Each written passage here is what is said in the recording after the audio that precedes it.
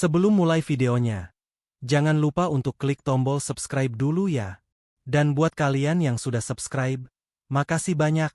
Semoga rezekinya lancar, sehat selalu, dan semua cita-citanya dikabulkan. Amin. Yuk, langsung aja kita mulai videonya.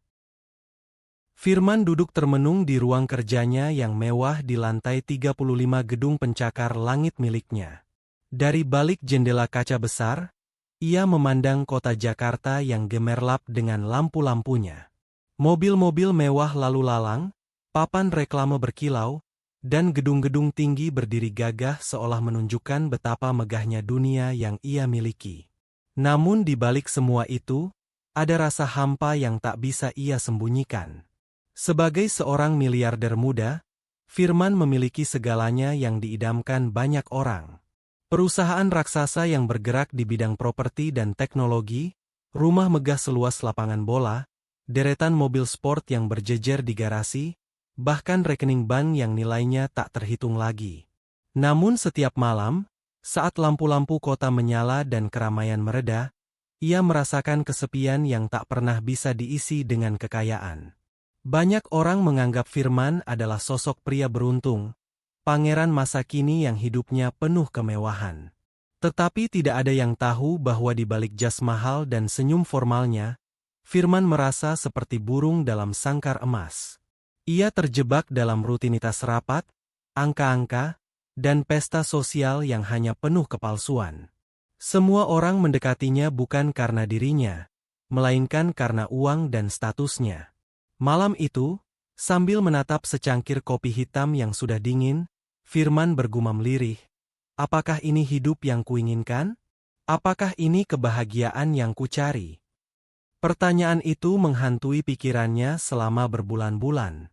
Ia merindukan sesuatu yang nyata, sesuatu yang tulus, sesuatu yang bisa menyentuh hatinya tanpa embel-embel status. Dan akhirnya, sebuah keputusan besar lahir dari kegelisahan itu.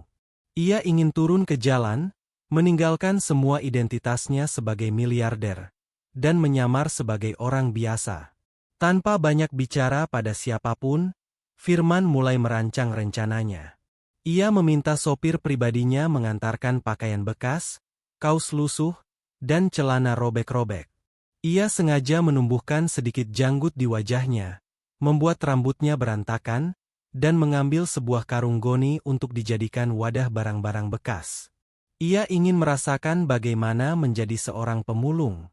Pagi berikutnya, dengan perasaan campur aduk antara penasaran dan gugup, Firman keluar dari apartemennya bukan dengan jas mahal, melainkan dengan pakaian compang-camping.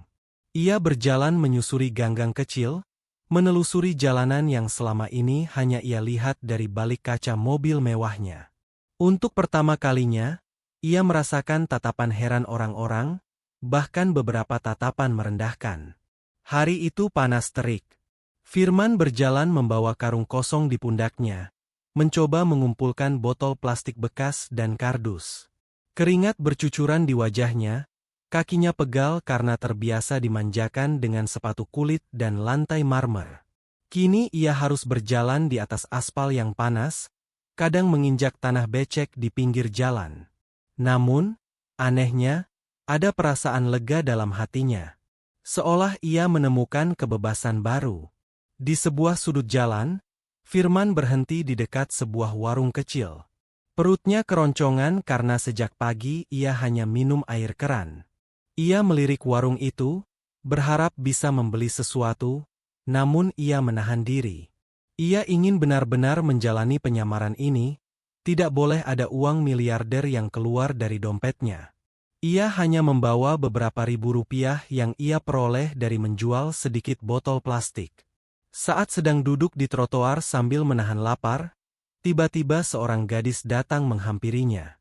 Gadis itu sederhana, mengenakan baju yang sudah agak pudar warnanya, namun wajahnya memancarkan kelembutan. Di tangannya ada sebungkus nasi bungkus yang masih hangat. "Mas, makanlah. Aku lihat dari tadi Mas kelihatan lelah sekali," ucap gadis itu dengan suara lembut. Firman tertegun.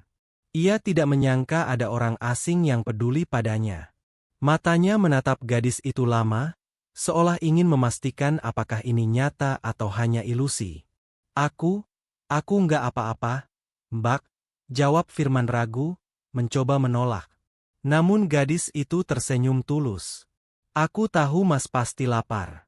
Ini nasi sederhana, cuma nasi putih, sayur lodeh, sama tempe goreng. Tapi aku ikhlas memberikannya. Firman merasakan sesuatu menghangat di dadanya. Selama ini, semua makanan mewah yang ia makan terasa hambar karena hanya bagian dari formalitas. Tetapi sebungkus nasi sederhana dari seorang gadis yang bahkan jelas bukan orang kaya, terasa begitu berharga. Dengan tangan gemetar, ia menerima nasi itu. Terima kasih, Mbak, aku benar-benar berterima kasih, ucap Firman dengan mata berkaca-kaca. Gadis itu hanya tersenyum kecil, lalu duduk sebentar di samping Firman.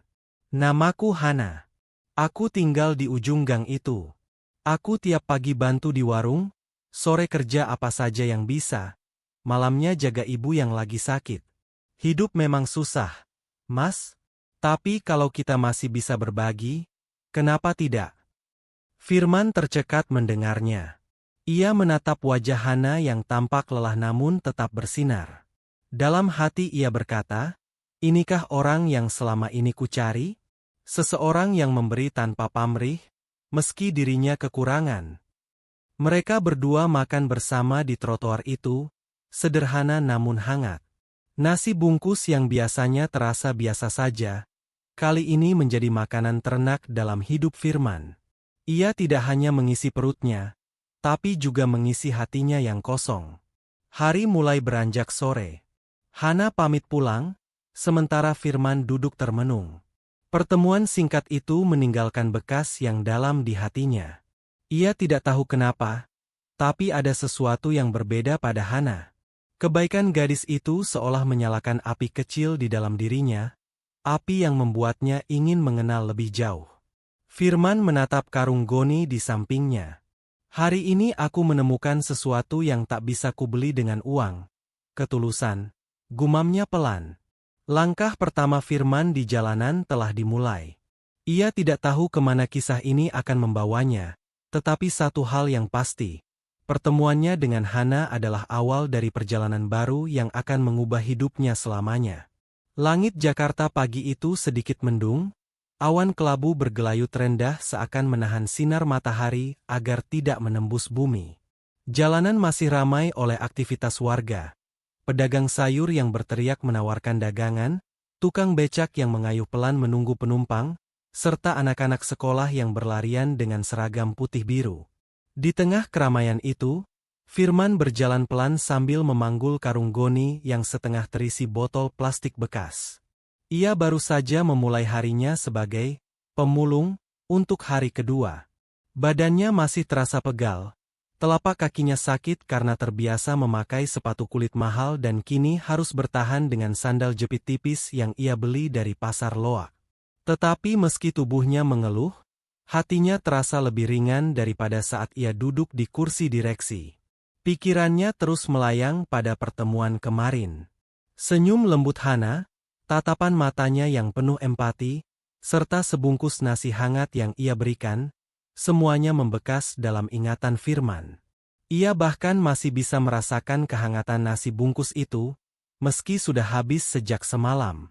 Bukan sekadar rasa kenyang, melainkan rasa dihargai sebagai manusia. Kenapa ya, aku begitu teringat padanya? Gumam Firman sambil menatap jauh. Padahal aku baru mengenalnya kemarin. Ia tidak menyadari bahwa langkah kakinya sudah membawanya ke dekat warung kecil tempat Hana bekerja. Dari balik jarak beberapa meter, Firman melihat Hana tengah sibuk melayani pembeli. Meski pakaiannya sederhana dan wajahnya tanpa make-up, ada ketulusan yang terpancar dari setiap gerakannya. Tangannya lincah menyendok nasi, menyapa pelanggan dengan senyum, lalu kembali ke dapur kecil di belakang warung. Firman menahan diri untuk tidak mendekat. Ia memilih duduk di bangku kayu lapuk di seberang jalan, seakan hanya seorang pemulung lelah yang sedang beristirahat. Matanya terus memperhatikan Hana, Bukan dengan pandangan pria yang terpesona akan kecantikan semata, melainkan kekaguman pada sosok perempuan yang berjuang dengan penuh keteguhan. Hana tampak kelelahan, peluh membasahi dahinya, tapi ia tidak pernah mengeluh. Bahkan ketika seorang pelanggan marah karena pesanan agak lama, Hana tetap menanggapinya dengan sabar. Ada kekuatan luar biasa dalam dirinya yang Firman belum pernah lihat pada perempuan lain di lingkaran pergaulannya yang penuh pesta dan glamor. Di tengah rasa kagum itu, perut Firman kembali keroncongan. Ia baru menyadari bahwa sejak pagi belum makan. Uang receh hasil mengumpulkan botol plastik tidak cukup untuk membeli makanan di warung. Ia hanya bisa menunduk, berharap rasa laparnya bisa ia tahan. Tiba-tiba, suara lembut memecah lamunannya. "Mas, ini ada sisa lauk. Makan ya, biar kuat kerja." Firman mendongak. Hana berdiri di depannya, membawa sepiring nasi dengan tempe goreng dan sayur kangkung. Senyum hangatnya kembali membuat dada Firman bergetar. "Aduh, Mbak, nggak usah repot-repot. Saya nggak enak," kata Firman, pura-pura menolak. Hana meletakkan piring itu di depannya. "Jangan ditolak. Aku tahu Mas pasti lapar. Ini cuma sederhana, tapi semoga bisa mengganjal perut." Firman menatap nasi itu. Sama seperti kemarin, hatinya terasa tersentuh. Ia ingin berkata jujur, bahwa ia sebenarnya seorang miliarder, bahwa ia bisa membeli restoran mahal kapan saja, bahwa ia tidak kekurangan apapun. Tapi entah kenapa, mulutnya keluh. Yang ia rasakan hanya rasa haru. Dengan tangan bergetar, ia mengambil sendok. "Terima kasih banyak, Mbak Hana." Hana hanya tersenyum. "Makanlah, Mas. Aku senang bisa berbagi. Apalagi, aku tahu bagaimana rasanya lapar." Kalimat itu membuat Firman tercekat. Ia melirik wajah Hana, melihat keteguhan yang tersimpan di balik matanya. Gadis itu benar-benar tahu bagaimana rasanya hidup dalam kekurangan. Sambil menyuapkan nasi, Firman memperhatikan Hana yang kembali sibuk melayani pelanggan. Ia mulai menyadari bahwa di balik senyum itu, ada lelah yang tersimpan. Sesekali Hana menyeka keringat dengan ujung kerudungnya, sesekali ia menunduk seakan menahan sakit di punggungnya. Namun ia tetap tegar, tetap ramah. Setelah selesai makan, Firman memberanikan diri bertanya, "Mbak Hana, boleh aku tahu, kenapa Mbak begitu baik sama aku? Aku kan cuma pemulung, orang asing." Hana duduk sebentar di sampingnya. Suaranya pelan, seolah keluar dari hati yang jujur. "Mas, aku diajarkan ibu sejak kecil. Kalau kita masih bisa memberi, walau sedikit, itu akan jadi berkah. Hidup ini sudah cukup keras. Kalau kita tidak saling tolong, siapa lagi? Lagi pula, siapapun Mas, pemulung atau bukan, tetap manusia. Manusia butuh makan, butuh diperhatikan." Firman terdiam lama. Kata-kata Hana sederhana, tapi menghantam batinnya yang selama ini penuh kesombongan. Ia teringat pesta-pesta mewah di Hotel Bintang 5, di mana makanan berlimpah sampai terbuang sia-sia. Sementara di sini, seorang gadis miskin masih mau berbagi nasi dengan orang asing. Hari itu menjadi titik balik kecil dalam hati Firman. Ia tidak lagi melihat Hana sekadar gadis miskin. Ia melihatnya sebagai guru kehidupan, seseorang yang menunjukkan arti ketulusan tanpa pamrih. Seiring berlalunya waktu, Firman sering duduk di bangku kayu itu, berpura-pura lelah, hanya untuk melihat Hana bekerja. Ia memperhatikan cara Hana menyapa pelanggan, cara ia membantu ibunya pulang ke rumah kecil di ujung gang, dan cara ia tetap tersenyum meski tubuhnya tampak rapuh. Firman mulai mengikuti langkah Hana dari jauh, tanpa sepengetahuannya. Ia melihat Hana masuk ke sebuah rumah sederhana berdinding papan.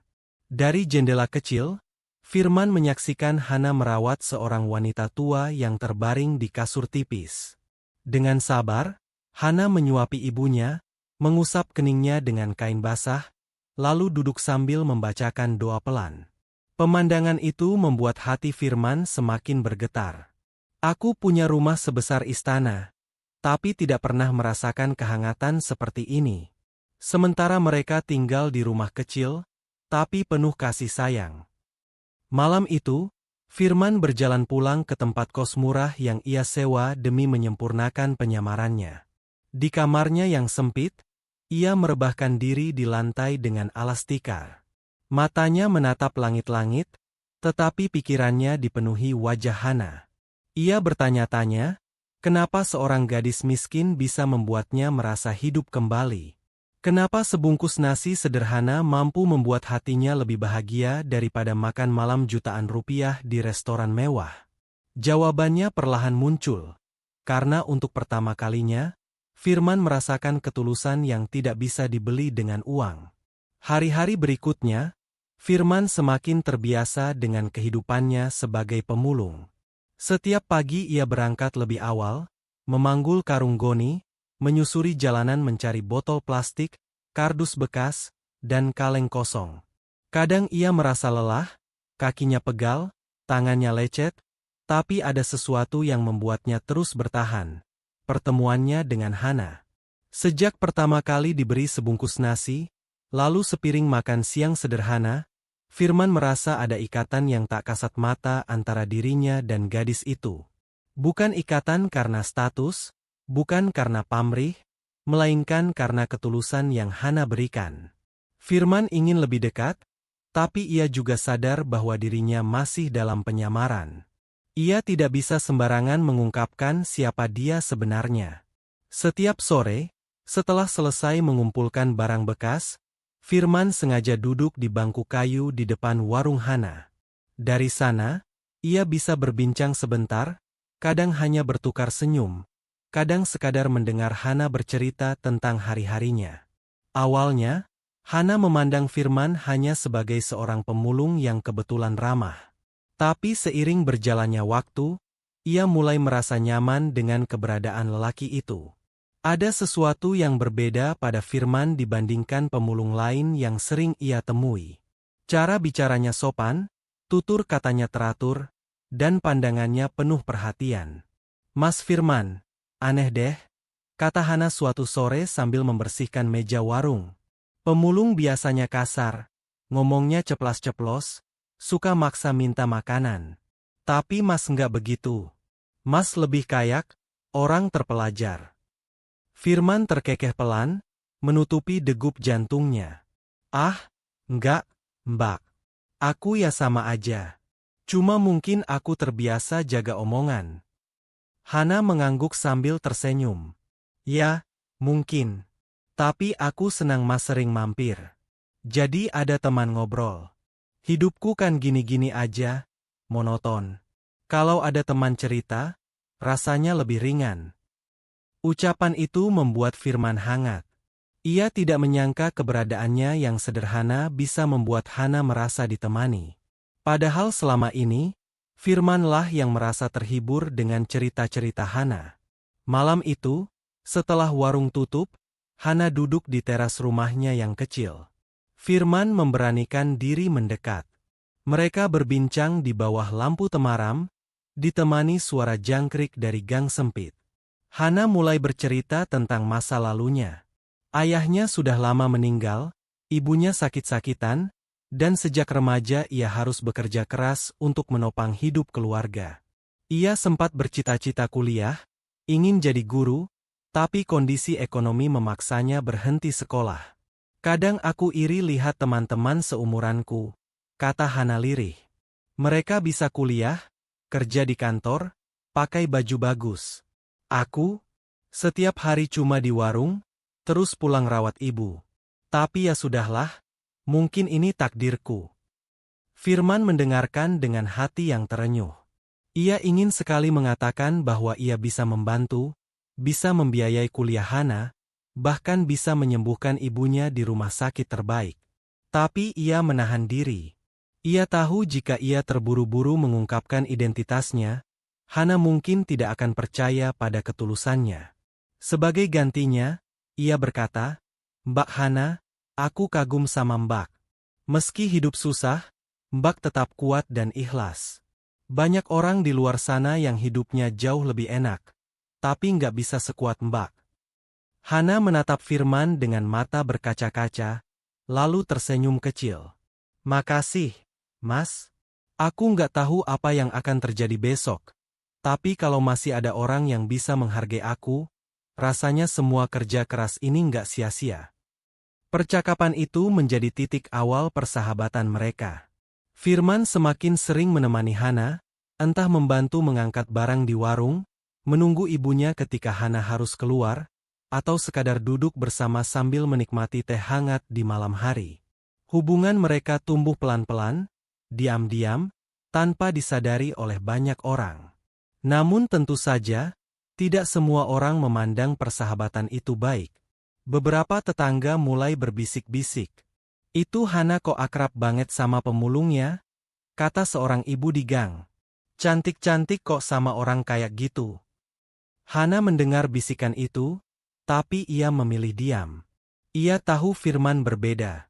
Meski penampilannya lusuh, hatinya tulus. Dan baginya, itu lebih berharga daripada apapun. Suatu hari, saat hujan turun deras, Hana terjebak di warung. Ia menunggu hujan reda sambil membereskan dagangan. Firman datang basah kuyup, membawa karung yang sudah berat. Mas, kenapa nggak nunggu hujan reda dulu baru jalan? Tanya Hana khawatir. Firman tersenyum sambil menaruh karungnya di pojok. Nggak apa-apa, Mbak. Hujan kayak gini malah bikin seger. Lagian, aku pengen ke sini. Siapa tahu Mbak butuh bantuan. Hana terdiam sejenak, hatinya hangat oleh perhatian itu. Mereka pun duduk berdua, menunggu hujan reda sambil bercerita banyak hal. Suasana sederhana itu terasa begitu intim, meski tanpa kata-kata romantis. Firman mulai menyadari bahwa perasaannya pada Hana bukan lagi sekadar rasa kagum. Ada benih cinta yang tumbuh, perlahan tapi pasti. Ia berusaha menahannya, takut terlalu cepat, takut membuat Hana salah paham. Tapi dalam hatinya, ia tahu, Hana adalah orang yang mampu mengisi kekosongan hidupnya. Di sisi lain, Hana juga mulai merasakan sesuatu yang berbeda. Setiap kali Firman datang, ada semangat baru dalam dirinya. Senyum Firman yang sederhana, perhatian kecilnya, membuat hari-hari Hana lebih berwarna. Namun ia berusaha mengabaikan perasaan itu. Baginya, jatuh cinta pada seorang pemulung adalah hal yang mustahil. Malam semakin larut. Hujan mulai reda, hanya tersisa gerimis yang menetes pelan. Firman berpamitan pulang, membawa karungnya yang basah. Hana mengantarnya sampai depan gang. Mas hati-hati ya di jalan, ucap Hana sambil tersenyum. Firman mengangguk. Iya, Mbak. Sampai besok. Saat Firman berjalan pergi, Hana menatap punggungnya lama. Ada rasa yang ia sendiri sulit jelaskan. Dan malam itu, keduanya tertidur dengan hati yang sama-sama bergetar. Persahabatan mereka tumbuh diam-diam, tanpa disadari, mulai berubah menjadi sesuatu yang lebih dalam. Malam itu, langit Jakarta kelabu, dihiasi rintik hujan yang jatuh perlahan. Di sebuah rumah sederhana di ujung gang sempit, Hana duduk di samping ibunya yang terbaring lemah. Wajah ibunya pucat, napasnya tersengal, dan batuk kecil sesekali terdengar. Hana dengan sabar mengelap keringat di dahi ibunya menggunakan kain basah. Ibu harus kuat, ya, bisik Hana lembut, berusaha menahan air mata. Besok aku coba cari obat lagi. Kalau ada rezeki, kita bisa periksa ke dokter. Ibunya tersenyum tipis, mencoba memberi ketenangan meski tubuhnya sendiri menjerit sakit. Hana, jangan terlalu capek, nak. Ibu tidak apa-apa. Ibu cukup senang masih bisa melihatmu di sini. Hana menggenggam tangan ibunya, erat. Aku nggak capek, Bu. Aku cuma ingin ibu sehat lagi. Di luar rumah, Firman berdiri diam. Ia baru saja mengantar Hana pulang, tapi saat melihat Hana masuk ke rumah, ia tanpa sadar melangkah mendekat.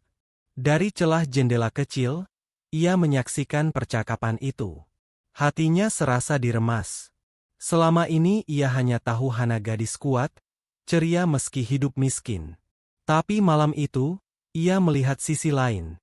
Seorang anak yang berjuang keras menahan luka, menyembunyikan kesedihan di balik senyum. Firman memutuskan untuk tidak masuk. Ia berjalan pelan ke kos murah tempatnya tinggal, tapi pikirannya terus terisi bayangan Hana dan ibunya. Ia teringat ucapan Hana beberapa hari lalu tentang cita-citanya yang terkubur. Malam itu, untuk pertama kalinya Firman menangis sendirian di kamarnya yang sempit. Bukan karena dirinya, tapi karena seorang gadis sederhana yang telah mengajarinya arti keteguhan. Keesokan harinya, Firman menemui Hana di warung. Gadis itu tetap tersenyum ramah pada pelanggan, seolah tidak ada beban di hatinya. Firman memilih duduk di bangku kayu, memperhatikan Hana yang sibuk. Setelah agak sepi, ia memberanikan diri membuka percakapan. "Mbak Hana, semalam aku lihat, Mbak lagi jaga ibu. Ibu Mbak sakit ya?" tanya Firman hati-hati. Hana terdiam sejenak, lalu menghela napas panjang. "Iya, Mas. Ibu sudah lama sakit. Kata dokter dulu, ada masalah di paru-paru. Tapi aku nggak bisa rutin bawa ke rumah sakit. Uangku nggak cukup. Jadi selama ini cuma beli obat warung, kadang minta bantuan tetangga." Firman merasakan dadanya sesak mendengar itu. Ia ingin sekali berkata, "Aku bisa bayar semua biaya rumah sakit, aku bisa pastikan ibu sembuh." Tapi ia menahan diri. Ia masih terikat dengan penyamaran, masih ingin melihat sejauh mana Hana tetap teguh dalam perjuangannya. Hana melanjutkan ceritanya dengan suara lirih. "Aku kadang iri, Mas. Lihat orang-orang bisa bawa orang tua mereka berobat ke rumah sakit bagus. Sementara aku, hanya bisa berharap ibu kuat. Aku bekerja keras di warung, kadang bantu cuci pakaian orang, tapi uangnya selalu kurang. Tapi ya sudahlah. Yang penting aku bisa ada di samping ibu." Mata Hana berkaca-kaca, namun ia cepat-cepat tersenyum untuk menutupi kesedihannya. Firman terdiam, menahan gejolak dalam dadanya. Ia tidak pernah melihat seseorang begitu tabah menanggung penderitaan. "Mas," kata Hana tiba-tiba, "maaf ya, aku jadi curhat. Aku cuma merasa nyaman cerita sama Mas. Entah kenapa, aku percaya sama Mas." Firman menatap Hana lama. Kata-kata itu seperti menancap ke hatinya. Ia ingin berjanji akan selalu ada untuk Hana, tapi sekali lagi ia menahan diri. Ia hanya menjawab dengan suara tenang, "Mbak Hana, aku janji, aku akan selalu dengar cerita Mbak. Aku senang bisa jadi teman Mbak." Sejak hari itu, Hana semakin sering membuka diri. Ia bercerita tentang hutang kecil di warung tetangga, tentang mimpinya yang tak kesampaian, tentang rasa lelah yang sering ia sembunyikan dari ibunya. Firman mendengarkan semuanya dengan penuh perhatian. Kadang, saat Hana menangis diam-diam di sudut warung, Firman pura-pura melihat ke arah lain, memberi ruang agar Hana tetap merasa kuat. Tapi di dalam hati, ia berjanji, suatu saat nanti, ia akan menghapus semua air mata itu. Malam hari, Firman merenung di kamarnya. Ia membandingkan hidupnya dengan Hana. Ia punya rumah megah, keluarga besar yang sibuk dengan bisnis, tapi jarang ada kehangatan. Sementara Hana, meski hidup miskin dan penuh penderitaan, tetap punya kasih sayang yang tulus untuk ibunya. "Betapa egoisnya aku selama ini," pikir Firman. "Aku punya segalanya, tapi selalu merasa hampa. Sementara Hana, dia punya sedikit, tapi mampu tetap ikhlas. Aku harus belajar darinya." Hari-hari berikutnya, Firman tidak hanya menjadi teman ngobrol Hana. Ia mulai membantu pekerjaan kecil. Mengangkat beras ke warung, menyapu halaman rumah Hana, bahkan menemani ibunya ketika Hana harus keluar. Hana sempat menolak karena merasa sungkan, tapi Firman menegaskan, "Aku ikhlas, Mbak. Anggap saja ini cara aku berterima kasih." Semakin lama, Kehadiran Firman menjadi bagian dari hidup Hana. Meski Hana masih menganggapnya hanya seorang pemulung yang baik hati, diam-diam ia mulai merasakan ketergantungan emosional. Ada rasa tenang setiap kali Firman ada di dekatnya. Namun di balik semua itu, Hana tetap menyimpan luka. Luka tentang masa depan yang suram, tentang ketidakpastian, dan tentang rasa takut kehilangan ibunya. Ia tidak pernah menunjukkannya di depan banyak orang. Hanya ketika sendirian, ia membiarkan air matanya jatuh. Firman tahu itu. Ia bisa membaca mata Hana yang kadang berkaca-kaca, senyum yang dipaksakan. Dan itu membuatnya semakin yakin. Hana bukan sekadar gadis baik hati, tapi seorang pejuang yang luar biasa. Suatu sore, ketika langit mulai jingga, Firman dan Hana duduk di depan rumah. Hana menatap langit dengan wajah sayu. "Mas, kalau besok ibu nggak ada lagi, aku nggak tahu apa aku bisa kuat." Firman tercekat mendengarnya. Ia ingin sekali berkata, "Aku akan selalu ada untukmu, Hana.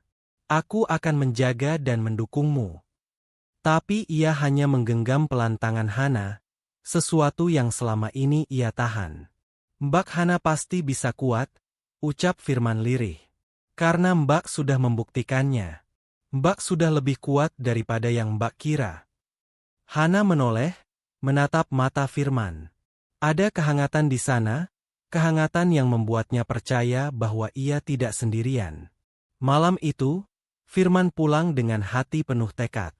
Ia sadar, ia tidak bisa terus melihat Hana menderita. Lambat laun, ia harus melakukan sesuatu.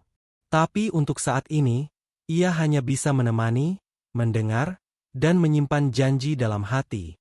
Ia akan menjadi cahaya dalam kegelapan Hana. Matahari sore merambat turun perlahan, meninggalkan cahaya keemasan di langit Jakarta. Di gang sempit yang sudah akrab dengan bau gorengan dan suara anak-anak bermain, Firman berjalan sambil membawa sebuah karung lusuh di punggungnya. Dari luar, ia terlihat seperti pemulung pada umumnya. Baju kusam, sandal jepit tipis, wajah sedikit kotor oleh debu jalanan. Tapi di dalam dadanya, hatinya berdebar keras.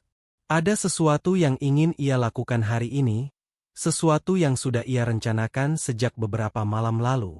Beberapa hari terakhir, Firman tidak bisa berhenti memikirkan Hana. Gadis itu telah memberinya sebungkus nasi di saat ia berpura-pura kelaparan. Nasi sederhana dengan lauk tahu tempe itu justru lebih berarti dibandingkan jamuan mewah di restoran bintang 5 yang sering ia datangi dulu. Dari sebungkus nasi itu, Firman merasa kehangatan manusia yang sesungguhnya, yang selama ini hilang dari hidupnya. Hari itu, Firman ingin membalas kebaikan kecil itu. Tidak dengan uang, tidak dengan kemewahan, tetapi dengan cara yang sama sederhana. Sebungkus nasi. Sejak pagi, ia mencari pekerjaan serabutan. Ia ikut membantu tukang becak menambal ban, mengangkat barang di pasar, hingga memungut botol plastik lebih giat dari biasanya. Badan Firman terasa pegal, keringatnya bercucuran, tapi hatinya dipenuhi semangat. Di akhir hari, ia berhasil mengumpulkan sedikit uang. Tidak banyak, bahkan untuk ukuran dirinya sebagai miliarder, uang itu tidak ada artinya.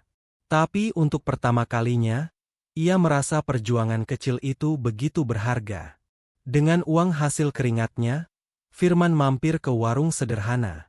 Ia membeli sebungkus nasi lengkap dengan sayur sop dan ayam kecil.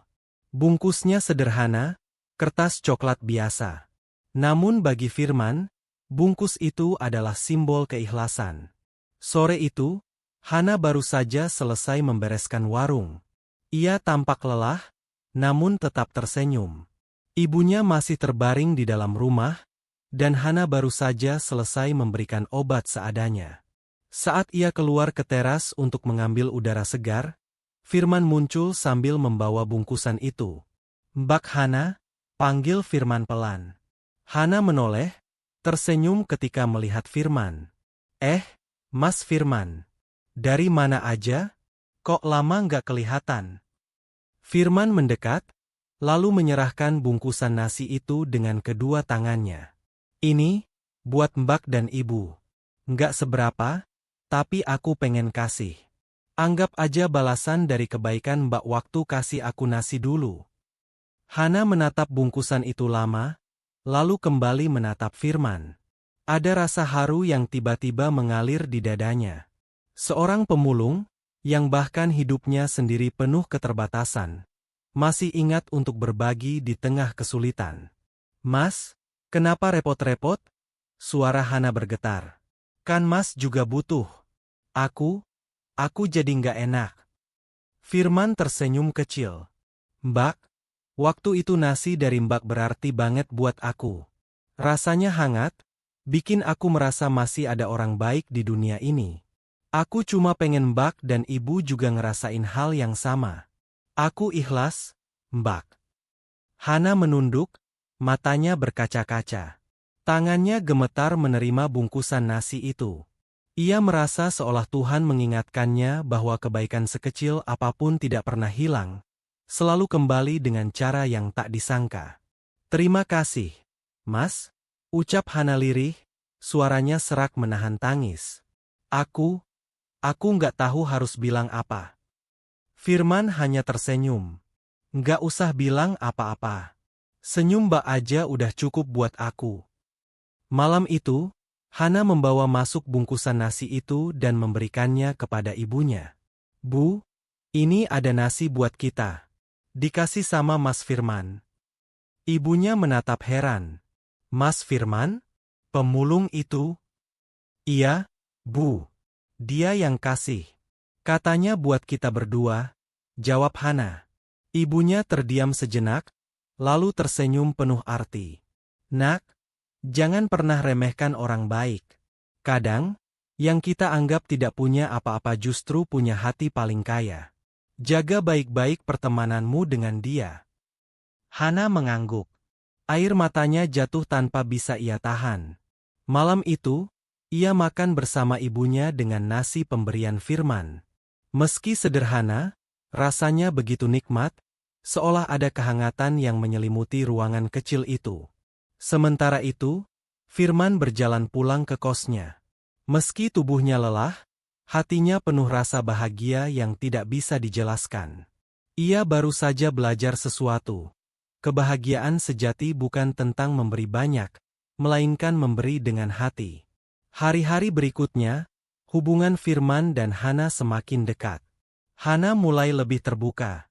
Ia bercerita tentang masa kecilnya yang penuh mimpi, tentang keinginannya dulu ingin menjadi guru, tentang bagaimana semua itu hancur karena kondisi ekonomi. Firman mendengarkan dengan seksama, merasa setiap cerita Hana seperti membuka matanya lebih lebar tentang arti kehidupan. Kadang mereka duduk bersama di bangku kayu depan rumah Hana, membicarakan hal-hal kecil. Hana tertawa meski kelelahan, Firman ikut tertawa melihatnya. Dalam kebersamaan itu, mereka tidak butuh apa-apa selain ketulusan. Namun di balik semua itu, Firman juga sadar bahwa waktu tidak bisa terus berjalan seperti ini. Ia tahu penyamarannya punya batas. Cepat atau lambat, ia harus menghadapi kenyataan. Siapa dirinya sebenarnya. Tapi untuk saat itu, ia memilih menikmati momen-momen kecil bersama Hana. Suatu sore, Hana berkata dengan nada sendu, "Mas, kadang aku merasa hidupku nggak adil.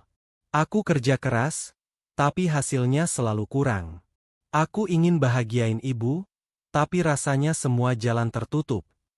Firman menatapnya, lalu berkata pelan, "Mbak Hana, hidup memang nggak selalu adil. Tapi aku percaya, orang baik pasti akan dapat kebaikan juga. Mungkin bukan sekarang, tapi suatu hari nanti. Mbak cuma perlu terus kuat." Hana tersenyum pahit, tapi kata-kata itu entah kenapa menenangkan hatinya. Ia merasa Firman benar, bahwa masih ada harapan, meski tipis. Hari itu, sebungkus nasi dari Firman tidak hanya mengisi perut Hana dan ibunya. Ia juga mengisi hati mereka dengan harapan. Harapan bahwa di tengah dunia yang keras, masih ada orang yang mau peduli. Dan tanpa Hana sadari, rasa itu perlahan berubah menjadi sesuatu yang lebih dalam. Setiap kali melihat Firman, ada getaran halus yang sulit dijelaskan. Ia tahu, ia mulai merasa nyaman, bahkan mungkin jatuh hati. Hari-hari terus bergulir di kampung kecil itu. Hujan dan panas silih berganti, suara anak-anak berlari di gang sempit menjadi musik alami yang setiap hari terdengar. Bagi sebagian orang, hidup di sana mungkin hanya kumpulan kesulitan dan penderitaan. Namun bagi Hana, hidup adalah perjuangan yang harus dijalani dengan senyum, meski senyum itu seringkali menyembunyikan luka. Firman semakin sering hadir di tengah-tengah kehidupan Hana. Dari seorang asing yang dulu hanya menerima sebungkus nasi, ia kini menjadi teman dekat yang selalu ada. Hana mulai terbiasa melihat sosok Firman dengan baju lusuh dan karung di punggungnya. Baginya, Firman bukan sekadar pemulung, tapi juga sahabat yang bisa membuatnya merasa tidak sendirian. Suatu pagi, ketika warung Hana agak sepi, Firman datang dengan wajah penuh keringat. Ia baru saja selesai mengumpulkan botol plastik dari ujung jalan. "Halo, Mbak Hana," sapanya ceria, meski suaranya agak ngos-ngosan. Hana menoleh dan tertawa kecil melihat wajah Firman yang basah oleh keringat. "Mas Firman, kalau kerja jangan terlalu maksa. Nanti jatuh sakit." Firman mengibaskan tangannya. "Ah, enggak apa-apa. Keringetan gini sehat kok. Lagian, kalau aku sakit kan ada Mbak Hana yang jagain."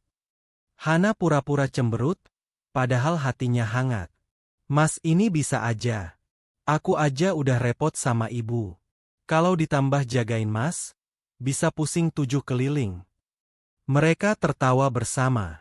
Tawa itu ringan, sederhana, tapi mampu membuat udara yang panas terasa lebih sejuk. Hari itu, setelah beres dengan pekerjaannya, Firman duduk di bangku kayu depan warung. Hana membuatkan teh hangat dalam gelas kecil dan meletakkannya di hadapan Firman. "Wah, terima kasih, Mbak," ucap Firman sambil menyeruput teh itu dengan lahap. "Ini teh terenak yang pernah aku minum." Hana mengangkat alisnya. "Ah, Mas ini berlebihan. Cuma teh kampung kok." "Justru karena itu enak," jawab Firman mantap. "Aku udah minum macam-macam teh di hotel, restoran, tapi rasanya kosong. Beda sama teh buatan Mbak Hana, ada manisnya, ada hangatnya, ada hatinya." Ucapan itu membuat pipi Hana merona. Ia berusaha menutupi dengan tertawa. "Mas ini, suka bikin orang salah paham. Nanti dikira lagi gombal." Firman ikut tertawa. "Loh, aku serius kok. Aku ngomong apa adanya." Mereka kembali tertawa. Suasana itu sederhana, tapi justru disitulah mereka menemukan kebahagiaan kecil. Beberapa hari berikutnya, Firman dan Hana semakin sering berbagi momen ringan. Kadang Firman membantu mengantar belanjaan pelanggan warung, kadang ia menghibur Hana dengan cerita-cerita lucu dari pengalamannya di jalan. Meski penampilannya seperti pemulung, Firman memiliki cara berbicara yang sopan dan cerdas. Hal itu membuat Hana heran sekaligus kagum. Suatu sore, setelah hujan reda, anak-anak kampung berlari di jalan becek sambil bermain bola plastik. Firman ikut bergabung, membuat Hana tertawa terpingkal-pingkal melihatnya berlari dengan sandal jepit yang terlepas. "Mas Firman, hati-hati jatuh," teriak Hana sambil menutupi mulutnya agar tawa tidak terlalu keras. Benar saja, Firman terpeleset dan jatuh duduk di lumpur. Anak-anak tertawa, Hana pun ikut tertawa sampai matanya berair. Firman sendiri bukannya malu, malah ikut tertawa keras. "Wah, ternyata tanah juga kangen sama aku," ujarnya kocak. Tawa Hana pecah lebih keras lagi. Untuk beberapa menit, ia lupa semua masalahnya. Hutang, sakit ibunya, masa depan yang suram. Yang ada hanya tawa, kebahagiaan sederhana yang datang dari kebersamaan. Malamnya, ketika semua sudah sepi, Hana termenung di teras rumah. Ibunya sudah tertidur, dan hanya suara jangkrik menemani. Firman datang dengan langkah pelan, duduk di kursi sebelah Hana. "Mbak Hana," ucapnya lembut, "hari ini Mbak ketawa lepas banget. Seneng aku lihatnya." Hana menoleh, tersenyum kecil. "Iya, Mas. Aku sendiri juga heran. Rasanya udah lama nggak ketawa kayak tadi." Firman menatapnya dalam-dalam. "Itu artinya, meski hidup berat, kita masih bisa nemuin alasan buat bahagia. Nggak harus nunggu kaya atau sukses. Cukup ada orang yang tulus nemenin." Hana terdiam, hatinya bergetar. Kata-kata Firman menusuk lembut ke dalam jiwanya. Ia menunduk, tidak ingin Firman melihat matanya yang basah. "Mas," kata Hana lirih, "kadang aku takut. Takut kalau suatu hari nanti semua ini hilang. Aku terbiasa hidup susah, tapi aku nggak terbiasa punya teman yang bikin aku ketawa." Firman tersenyum. Ia ingin berkata bahwa ia tidak akan pernah pergi, bahwa ia akan selalu ada di samping Hana. Tapi ia tahu waktunya belum tepat. Jadi ia hanya berkata, "Mbak Hana nggak perlu takut. Selama aku masih bisa, aku akan selalu bikin Mbak ketawa." Hana menoleh, menatap mata Firman. Ada kejujuran di sana, ada ketulusan yang membuat hatinya hangat. Untuk pertama kalinya, Hana merasa ia bisa percaya pada seseorang selain ibunya. Hari-hari berikutnya, tawa itu semakin sering hadir. Meski derita masih ada, meski masalah belum selesai, Hana dan Firman menemukan kebahagiaan kecil dalam kebersamaan. Mereka belajar bahwa tawa bisa menjadi obat, bisa menjadi kekuatan, bisa menjadi cahaya di tengah kegelapan. Dan tanpa mereka sadari, di balik tawa itu, cinta mulai tumbuh perlahan. Langit sore itu terlihat muram. Awan kelabu menggantung berat di atas Jakarta, dan udara lembab menandakan hujan besar akan segera turun.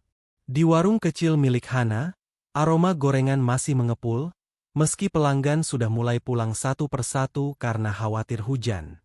Hana tetap bertahan, membereskan meja, sementara ibunya di dalam rumah terbaring lemah. Firman datang dengan langkah terburu-buru. Rambutnya agak berantakan, wajahnya basah oleh peluh. Ia membawa seikat botol plastik yang baru saja ia kumpulkan. "Hana," sapanya dengan suara ngos-ngosan. Hana menoleh, tersenyum meski tubuhnya lelah. "Mas Firman, dari mana aja? Kok sampai basah gini?" Firman meletakkan karungnya di samping warung. "Barusan dari pasar. Lumayan banyak botol." Belum sempat Hana menjawab, hujan turun deras. Rintiknya keras, mengguyur atap seng hingga menimbulkan suara gemuruh. Angin kencang berembus, membuat udara menjadi lebih dingin. Hana segera menutup sebagian warung dengan tirai plastik seadanya. Firman ikut membantunya. Mereka bekerja sama menahan hujan agar tidak masuk ke dalam. Namun dalam keributan itu, Hana tiba-tiba terhuyung. Hana, kamu kenapa?" Firman segera menahan tubuh Hana yang hampir jatuh. Hana menggeleng pelan, wajahnya pucat. "Aku nggak apa-apa, Mas. Cuma pusing dikit." Firman menatapnya khawatir. Tubuh Hana memang tampak lemah. Mungkin karena terlalu lelah seharian bekerja. Tanpa pikir panjang, Firman menuntun Hana duduk di kursi kayu. "Hana, kamu harus istirahat.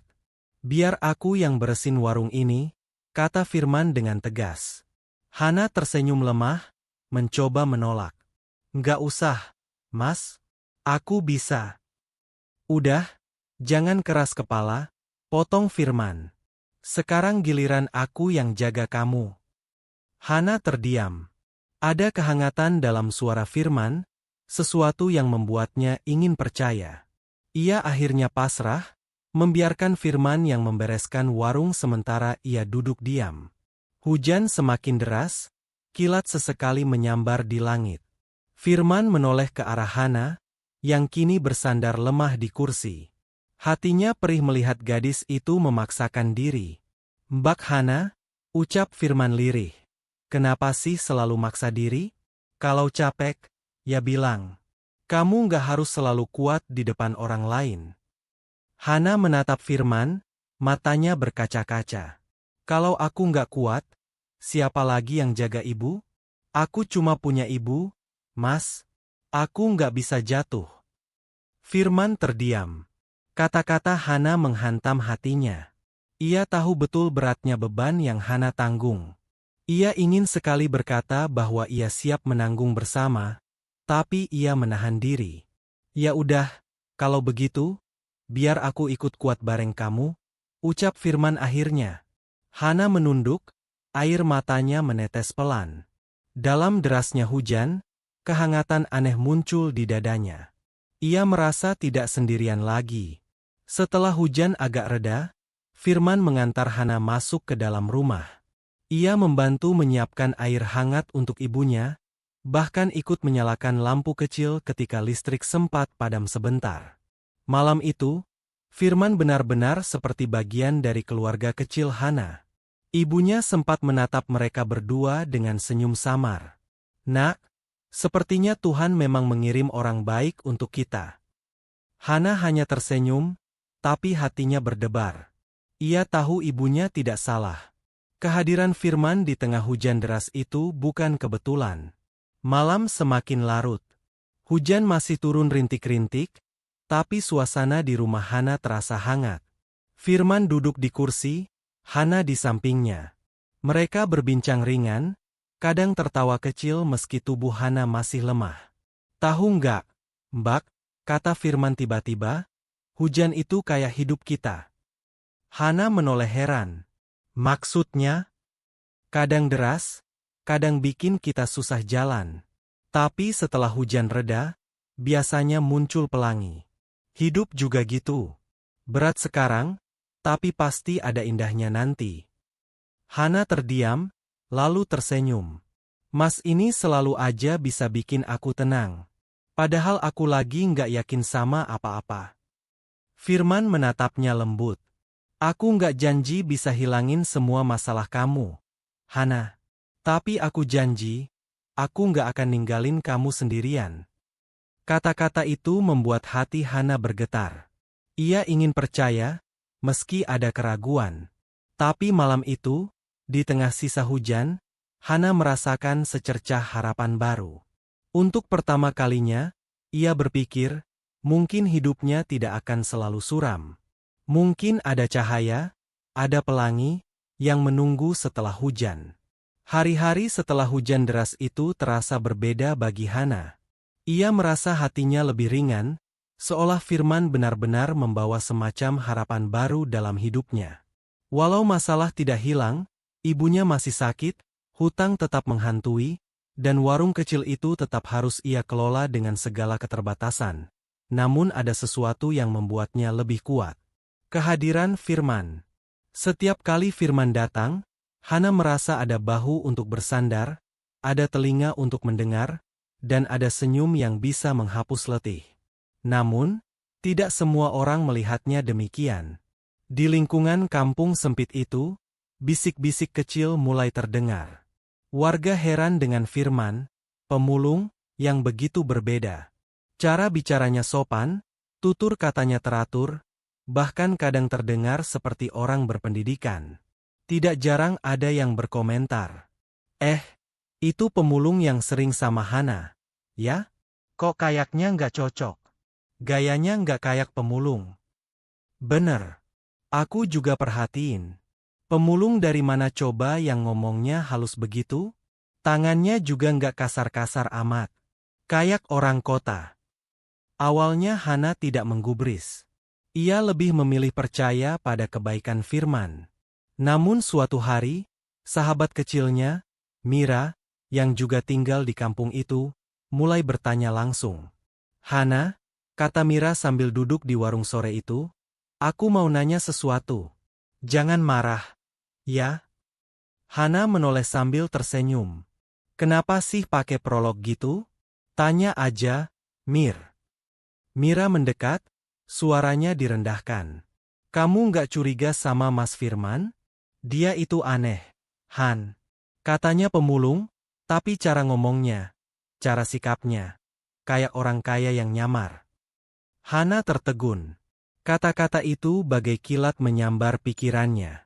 Memang, kalau dipikir-pikir, Firman berbeda dari pemulung lain. Ia jarang terlihat benar-benar lusuh. Meski bajunya sederhana, ada kerapian yang aneh. Tangannya juga tidak terlalu kasar meski sering membawa karung. Dan yang paling jelas, ia selalu bisa bicara dengan cara yang menenangkan, seolah orang berpendidikan tinggi. Namun Hana cepat-cepat menggeleng. "Mir, jangan suzon gitu. Mas Firman orang baik. Aku udah banyak lihat buktinya. Dia bantu aku, bantu ibu. Masa kamu curiga sama orang baik?" Mira menghela napas. "Aku bukannya nggak suka, Han. Aku cuma takut. Kalau ternyata dia bohong, kamu yang bakal sakit hati." Ucapan itu membuat Hana terdiam. Ia tahu Mira benar. Tapi di dalam hatinya, Hana memilih menepis keraguan itu. Hari berikutnya, Hana sengaja memperhatikan Firman lebih detail. Saat mereka duduk bersama, ia memperhatikan cara Firman memegang gelas, cara ia memilih kata saat bicara, bahkan cara ia menunduk dengan sopan. "Mas," tanya Hana tiba-tiba, "boleh aku nanya sesuatu?" Firman menoleh, sedikit kaget dengan nada serius Hana. "Tentu, Mbak. Tanya aja. Kamu sebenarnya, beneran pemulung?" Hana menatapnya lekat-lekat. Firman tercekat. Pertanyaan itu menusuk tepat di jantungnya. Ia ingin sekali jujur, mengatakan siapa dirinya sebenarnya. Tapi ia juga takut. Takut Hana menjauh, takut semua yang telah mereka bangun runtuh dalam sekejap. Ia tersenyum kecil, mencoba menutupi kegugupannya. "Ya, aku memang pemulung." "Kenapa, Mbak? Apa ada yang salah?" Hana menunduk, merasa bersalah sudah bertanya. "Enggak, Mas. Aku cuma, orang-orang di sini ngomong macam-macam. Katanya kamu beda. Aku jadi kepikiran." Firman menghela napas lega, meski di dalam hatinya perih. Ia tahu, cepat atau lambat rahasianya akan terbongkar. Beberapa hari kemudian, kecurigaan semakin kuat. Saat Firman sedang membantu membawa barang belanjaan untuk Hana, seorang bapak tua lewat dan menatap Firman lama. Mas, saya kayak kenal wajah kamu deh. Pernah lihat di TV atau koran?" "Ya?" katanya polos. Firman langsung salah tingkah, menunduk cepat. "Ah, enggak, Pak. Mungkin salah orang." Hana yang mendengar itu ikut bingung. Ia ingin bertanya lebih jauh, tapi melihat Firman gugup, ia memilih diam. Malamnya, Hana duduk termenung. Ia memikirkan semua kejadian itu. Ada sesuatu yang aneh pada Firman. Tapi setiap kali ia mengingat kebaikan Firman, memberi sebungkus nasi, menemaninya saat hujan, membantu menjaga ibunya, hatinya luluh kembali. Kalaupun dia punya rahasia, batin Hana, aku percaya alasannya pasti baik. Aku nggak mau suuzon. Aku percaya sama ketulusan Mas Firman. Namun jauh di lubuk hatinya, Hana tahu, rahasia itu nyata. Ia hanya belum siap menghadapinya. Firman sendiri tidak bisa tidur malam itu. Ia duduk di ranjang kosnya yang sempit, menatap langit-langit. Hatinya penuh dilema. Sampai kapan aku bisa menyembunyikan ini? Hana berhak tahu siapa aku sebenarnya. Tapi kalau aku jujur sekarang, apa dia akan percaya? Atau justru meninggalkanku? Ia memejamkan mata, menarik napas panjang. Dalam hatinya ia berdoa, semoga saat rahasia itu terbuka, Hana bisa melihat cintanya, bukan kebohongannya. Malam itu, kampung sudah sepi. Lampu jalan redup, suara jangkrik terdengar bersahutan, dan udara dingin menyusup di antara rumah-rumah sederhana. Hana duduk di depan rumahnya, memeluk lutut, menatap kosong ke arah jalanan. Pikirannya kacau. Firman, siapa sebenarnya lelaki itu? Sejak percakapan dengan Mira, rasa curiga itu terus mengganggunya. Ia memang tidak ingin berprasangka buruk, tapi berbagai keanehan semakin jelas. Mulai dari cara bicara Firman, sikapnya yang begitu halus, hingga ucapan bapak tua tempo hari yang seperti mengenali wajahnya. Hana menarik napas panjang. Kalaupun Mas Firman bukan pemulung, kenapa dia harus nyamar? Apa tujuannya? Gumamnya lirih. Sementara itu, di kamar kos sederhana yang ia sewa sebagai tempat tinggal sementara, Firman duduk termenung. Ia menatap bayangan dirinya di cermin kecil yang tergantung di dinding. Rambutnya yang sengaja dibiarkan berantakan, wajahnya yang sengaja dibuat lusuh, pakaian compang-camping, semuanya hanya topeng. Berapa lama lagi aku bisa terus berpura-pura? Batinnya. Firman sadar, setiap detik ia bersama Hana, rahasia itu makin sulit dijaga. Ia ingin jujur, tapi bayangan wajah Hana yang kecewa membuat hatinya ciut. Kalau dia tahu aku miliarder, apakah dia masih mau menganggapku sama seperti sekarang? Atau malah menjauh, merasa dibohongi? Firman menutup wajah dengan kedua tangannya. Ia merasa berada di persimpangan. Satu sisi ingin mempertahankan kebersamaan ini, satu sisi ingin mengungkapkan kebenaran. Keesokan harinya, Firman kembali datang ke warung Hana. Seperti biasa, ia membantu Hana merapikan meja dan kursi, menata piring, bahkan sesekali membantu melayani pembeli. Hana tersenyum, tapi senyum itu berbeda. Ada bayangan tanya di balik matanya. "Mas," kata Hana pelan ketika warung sepi, "aku boleh tanya sesuatu lagi?" Firman tersentak. "Apa, Mbak?"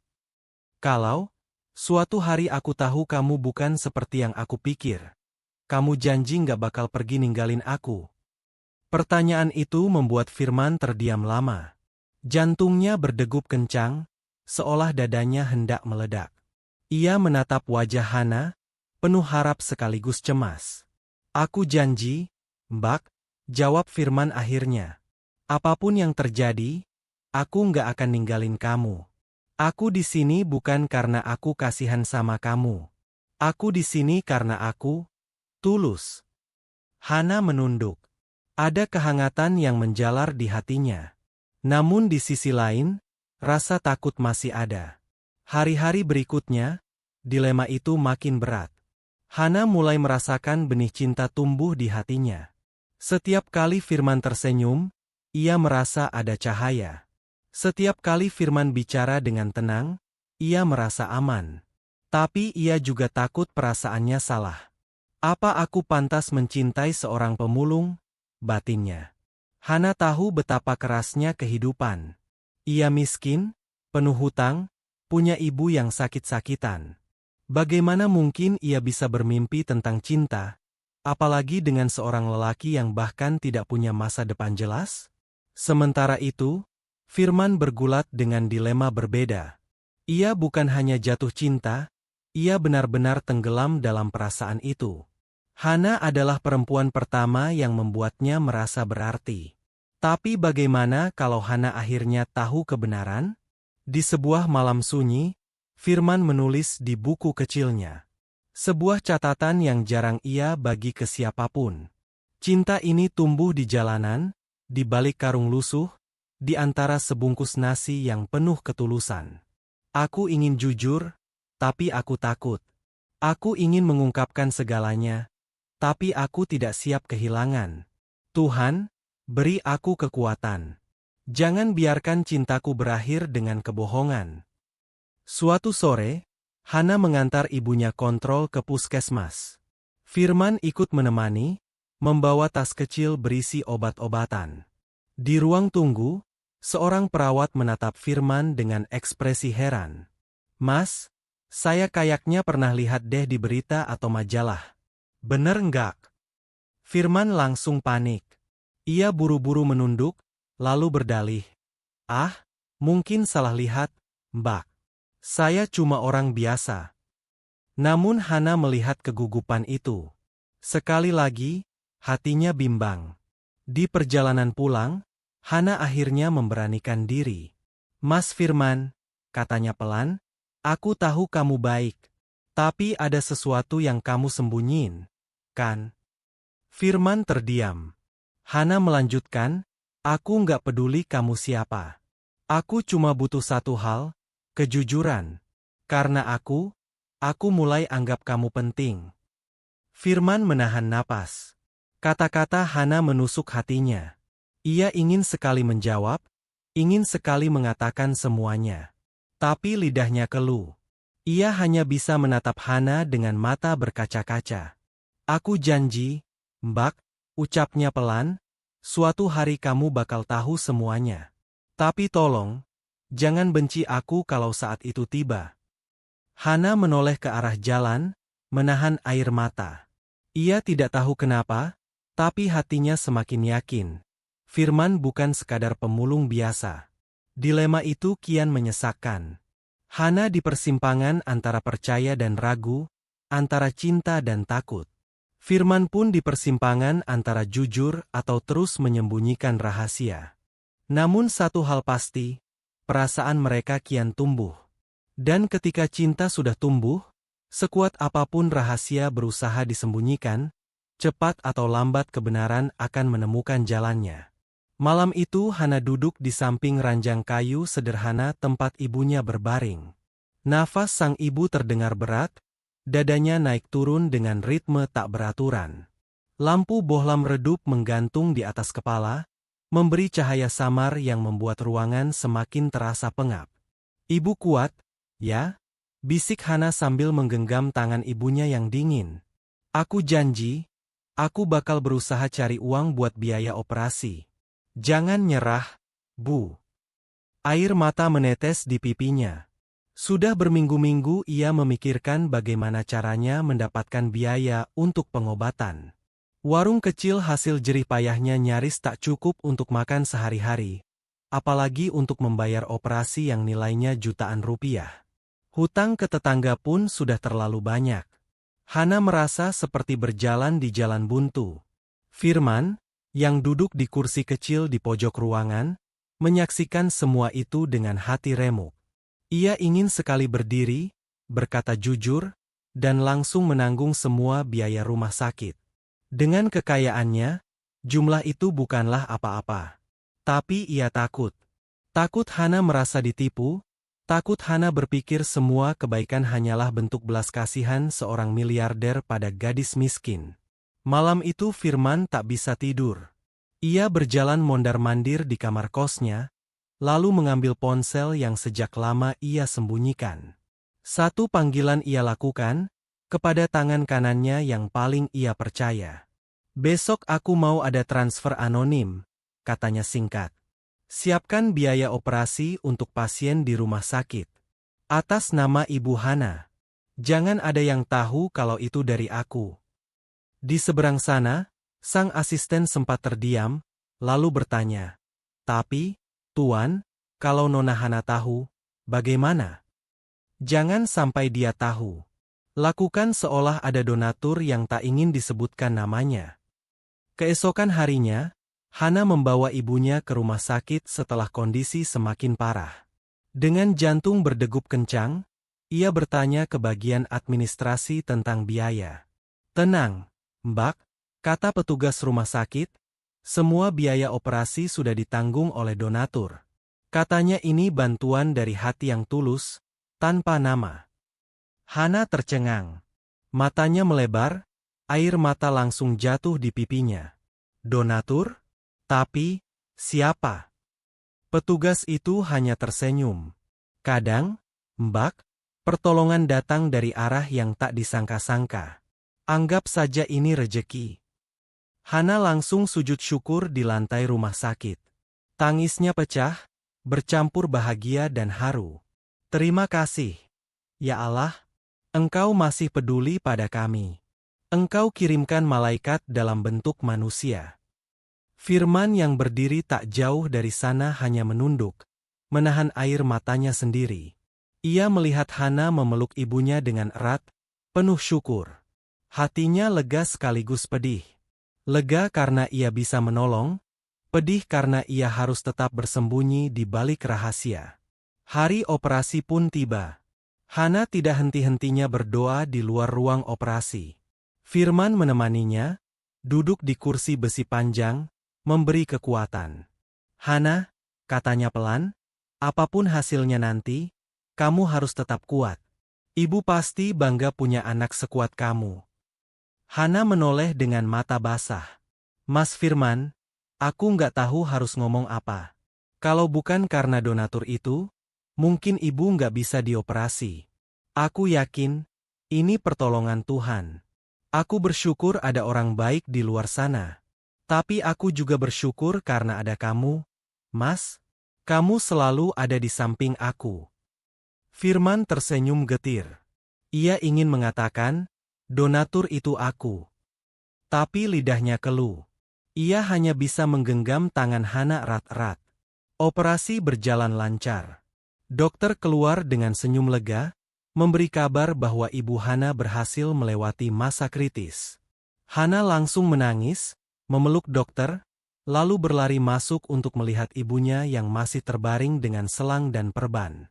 Terima kasih, Tuhan, terima kasih. Isaknya sambil mencium tangan ibunya. Firman berdiri di pintu, menyaksikan momen itu dengan hati yang tak bisa digambarkan. Ada kebahagiaan yang luar biasa karena bisa melihat Hana tersenyum lagi. Tapi juga ada rasa sakit, karena senyum itu bukan ditujukan untuk dirinya, melainkan untuk donatur misterius, yang sebenarnya adalah dirinya sendiri. Beberapa hari setelah operasi, Hana semakin sering berdoa.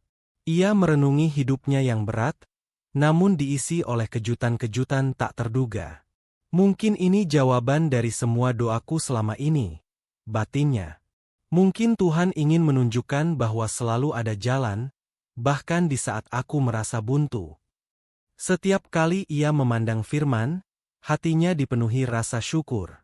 Ia tidak tahu apa yang membuat lelaki itu begitu setia menemani, padahal hidupnya sendiri penuh kekurangan.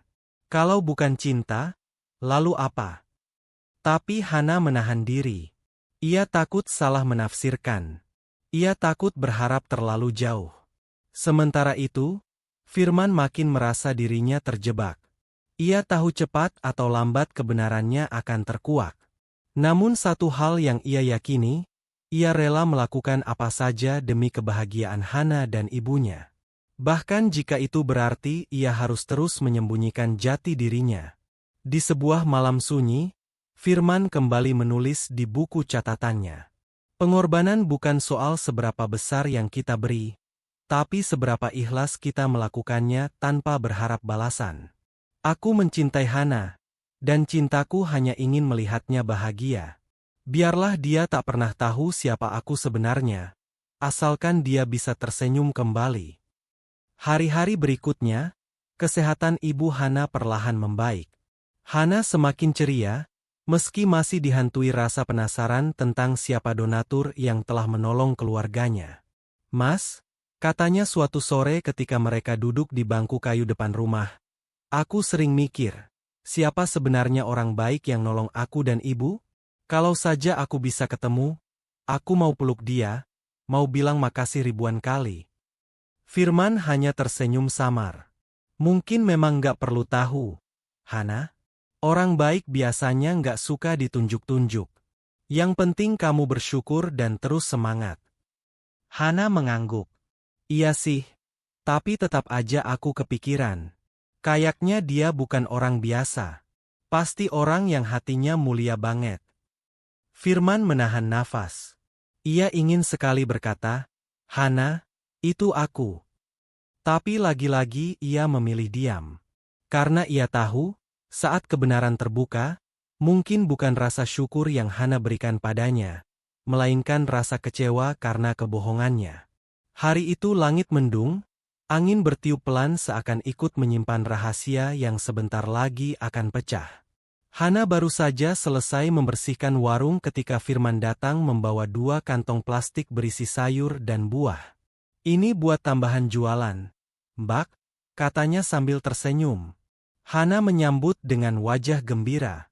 Mas Firman, kalau bukan karena kamu, aku nggak tahu gimana harus jalani semua ini. Namun kegembiraan itu tak berlangsung lama. Saat mereka berbincang, seorang perawat dari rumah sakit tiba-tiba mampir untuk membeli nasi bungkus. Ia menoleh ke arah Firman, lalu terkejut. "Loh, Tuan Firman," serunya tanpa sadar. Semua orang di warung, termasuk Hana, sontak menoleh. Firman membeku di tempatnya. Wajahnya pucat, matanya melebar. Perawat itu langsung menutup mulut, sadar ia keceplosan. "Tuan Firman, pengusaha yang suka donasi ke rumah sakit, kan? Saya sering dengar nama Bapak," ucapnya lirih, mencoba meralat tapi sudah terlambat. Hana menjatuhkan kain lap dari tangannya. "Apa? Tuan Firman?" Suaranya bergetar. Firman menunduk. Ia tahu inilah saat yang paling ia takutkan. Rahasianya terbongkar di depan mata Hana. Suasana warung mendadak sunyi. Pembeli yang ada menatap keheranan. Hana menahan nafas, dadanya naik turun tak beraturan. "Mas, maksudnya apa ini?" tanyanya dengan suara hampir tak terdengar. Firman mencoba bicara, tapi lidahnya keluh. Hana, maaf. Aku bisa jelasin." "Jelasin?" Hana menatapnya dengan air mata yang mulai jatuh. "Jadi selama ini, kamu bukan pemulung? Kamu miliarder yang nyamar? Kamu bohongin aku." Firman maju selangkah, berusaha mendekat. "Aku nggak bermaksud bohong. Aku pengen tahu rasanya hidup dari bawah. Aku pengen ketemu orang-orang tulus. Dan waktu aku ketemu kamu, aku..." "Cukup," potong Hana, suaranya pecah. "Aku pikir kamu tulus. Aku pikir kita sama-sama berjuang dari bawah. Ternyata semua cuma sandiwara." Firman merasakan hatinya remuk. "Hana, tolong percaya. Semua yang kulakukan, semua perasaan ini, nyata. Aku jatuh cinta sama kamu bukan karena aku kasihan, tapi karena aku benar-benar cinta." Hana menggeleng keras, air matanya mengalir deras. "Kalau benar cinta, kenapa kamu sembunyiin siapa kamu sebenarnya? Kamu kira aku bakal bangga dicintai seorang miliarder? Atau kamu kira aku bakal merasa beruntung? Tidak, Mas. Yang aku rasain sekarang cuma dikhianati." Firman terdiam. Ia ingin berteriak, ingin menjelaskan, tapi Hana sudah lebih dulu berlari ke dalam rumah sambil menangis. Malam itu, Hana terkunci di kamar. Ia menangis sejadi-jadinya, memeluk bantal hingga basah oleh air mata. Ibunya yang baru pulih mengetuk pintu, berusaha menenangkan. "Hana, nak, jangan begitu. Siapapun Mas Firman sebenarnya, aku yakin dia orang baik. Bukankah dia yang selalu ada untukmu?" "Tapi, Bu," Hana terisak. "Dia bohong. Dari awal dia bohong. Gimana aku bisa percaya lagi?" Sang ibu menghela napas panjang. "Nak, orang kadang punya alasan. Cobalah dengarkan dulu sebelum menilai. Mungkin dia punya niat baik yang kamu belum mengerti." Namun hati Hana sudah terlanjur hancur. Rasa cinta yang baru saja tumbuh kini bercampur dengan luka yang dalam. Di sisi lain, Firman kembali ke kamar kosnya dengan langkah gontai. Ia duduk di lantai, menatap kosong ke arah dinding. "Semua sudah hancur," gumamnya lirih. "Yang paling aku takutkan terjadi. Hana membenciku." Ia menulis lagi di buku kecilnya, tangannya bergetar. "Hari ini, rahasia itu terbuka. Aku berharap Hana bisa mengerti, tapi yang ada hanya air mata dan kemarahan. Mungkin aku salah. Mungkin aku terlalu egois ingin merasakan hidup dari bawah tanpa memikirkan luka yang akan kubuat. Jika ini akhir, biarlah aku yang menanggung sakitnya." Keesokan harinya, Firman tetap datang ke warung. Ia berdiri di depan pintu, menunggu Hana keluar. Namun Hana tak juga muncul. Hanya ibunya yang menyapa. "Mas Firman," kata sang ibu lembut, "maafkan Hana. Dia masih kaget." Hatinya rapuh, Maklum sejak kecil hidupnya penuh kekurangan. Tapi aku percaya, cepat atau lambat dia akan mengerti. Firman menunduk, air matanya jatuh. Saya rela, Bu. Kalau memang harus menunggu, saya akan menunggu. Saya hanya ingin Hana tahu, cinta saya tulus, bukan karena harta. Hari-hari berikutnya, Hana memilih menghindar. Setiap kali Firman datang, ia mencari alasan untuk tak bertemu. Ia sibuk di dapur, atau pura-pura keluar membeli sesuatu. Hatinya masih penuh luka. Namun meski menghindar, setiap kali ia sendirian, bayangan Firman selalu muncul. Senyumnya, sikapnya yang tulus, saat-saat ia menemaninya dalam hujan, saat ia membantu merawat ibunya. Semua kenangan itu menusuk hati. Aku benci dia, batinnya, tapi kenapa aku masih merindukan dia? Sementara itu, Firman mulai menjauh. Ia sadar, Hana butuh waktu. Tapi setiap langkah menjauh terasa seperti menyayat hatinya. Dunia gemerlap yang dulu ia miliki kini tak berarti apa-apa tanpa Hana. Langit sore tampak muram. Awan kelabu menggantung berat di atas kampung, seakan ikut merasakan getirnya hati dua insan yang terbelah oleh rahasia. Hana duduk di teras rumah, wajahnya muram, pandangan kosong menembus jalanan sempit. Sejak rahasia Firman terbongkar, hidupnya seperti kehilangan warna. Ia tidak bisa memungkiri, bagian terbesar dari dirinya masih merindukan lelaki itu. Tapi luka karena kebohongan membuatnya menutup diri. Baginya, cinta tanpa kejujuran hanyalah ilusi.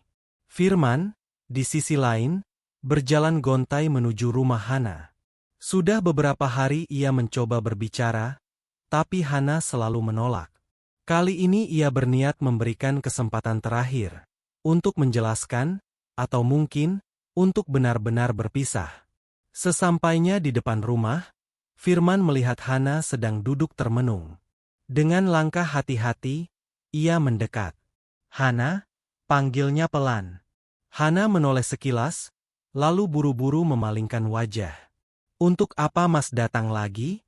Bukankah semua sudah jelas? Mas sudah bohongin aku dari awal." Firman menarik napas panjang. "Aku memang salah, Hana. Aku salah karena nggak jujur dari awal. Tapi percayalah, semua yang aku lakukan selama ini, bukan kebohongan.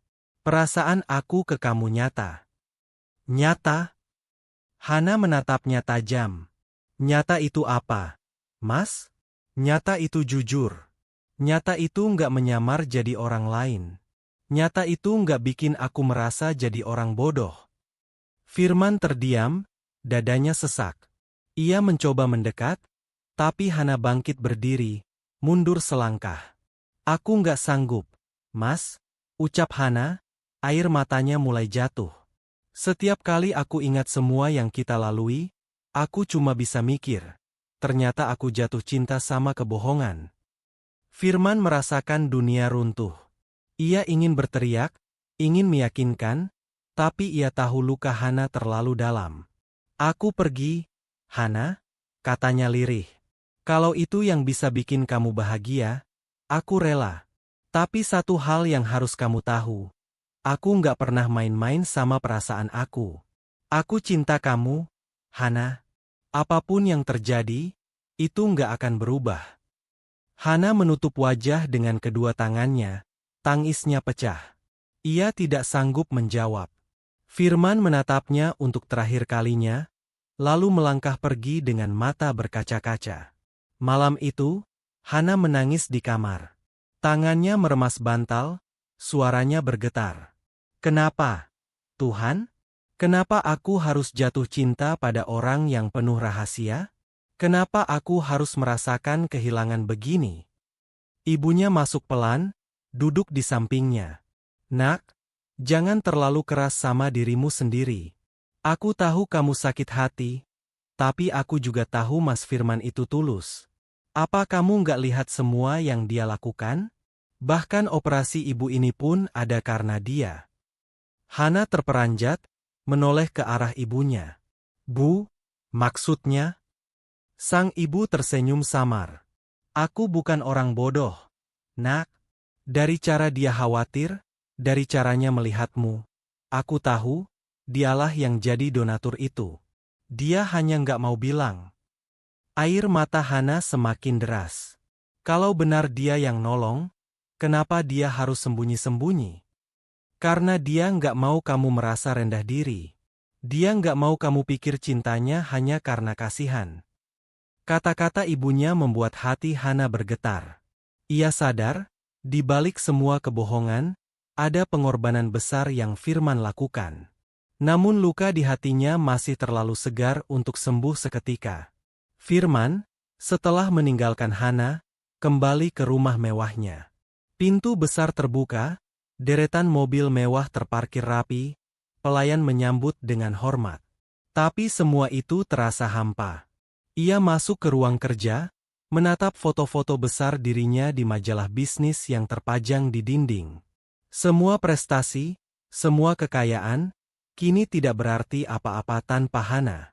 Kenapa rasanya kehilangan dia lebih menyakitkan daripada kehilangan semua ini? Gumamnya. Malam itu, Firman menulis lagi di buku kecilnya. Hari ini aku benar-benar kehilangan. Aku memilih pergi karena aku mencintainya, bukan karena aku menyerah. Aku ingin dia bahagia, meski bukan bersamaku. Cinta sejati adalah tentang memberi, bukan memiliki. Kalau takdir berkata aku dan Hana tak bisa bersama, biarlah begitu. Yang penting, dia tersenyum kembali. Hari-hari berikutnya berjalan muram bagi keduanya. Hana berusaha menjalani hidup seperti biasa, mengurus warung, merawat ibunya, tapi bayangan Firman selalu menghantui. Senyumnya, kebaikannya, bahkan caranya menatap dengan tulus. Di sisi lain, Firman menenggelamkan diri dalam kesibukan bisnis. Ia menghadiri rapat, menandatangani kontrak, berbicara di konferensi besar. Dari luar, ia tampak sebagai pengusaha sukses yang kembali ke singgasananya. Namun di balik semua itu, hatinya kosong. Suatu malam, Hana duduk sendirian di teras. Ia menatap bintang yang berkelip di langit. Air matanya kembali jatuh. Andai saja dari awal dia jujur, mungkin aku nggak akan sakit hati begini. Mungkin aku bisa percaya. Tapi kenapa hatiku masih merindukan dia? Kenapa aku masih berharap dia datang? Di tempat lain, Firman berdiri di balkon rumah megahnya, menatap langit yang sama. Hana, dimanapun kamu berada, aku hanya bisa berdoa semoga kamu bahagia. Meskipun aku nggak lagi ada di sampingmu.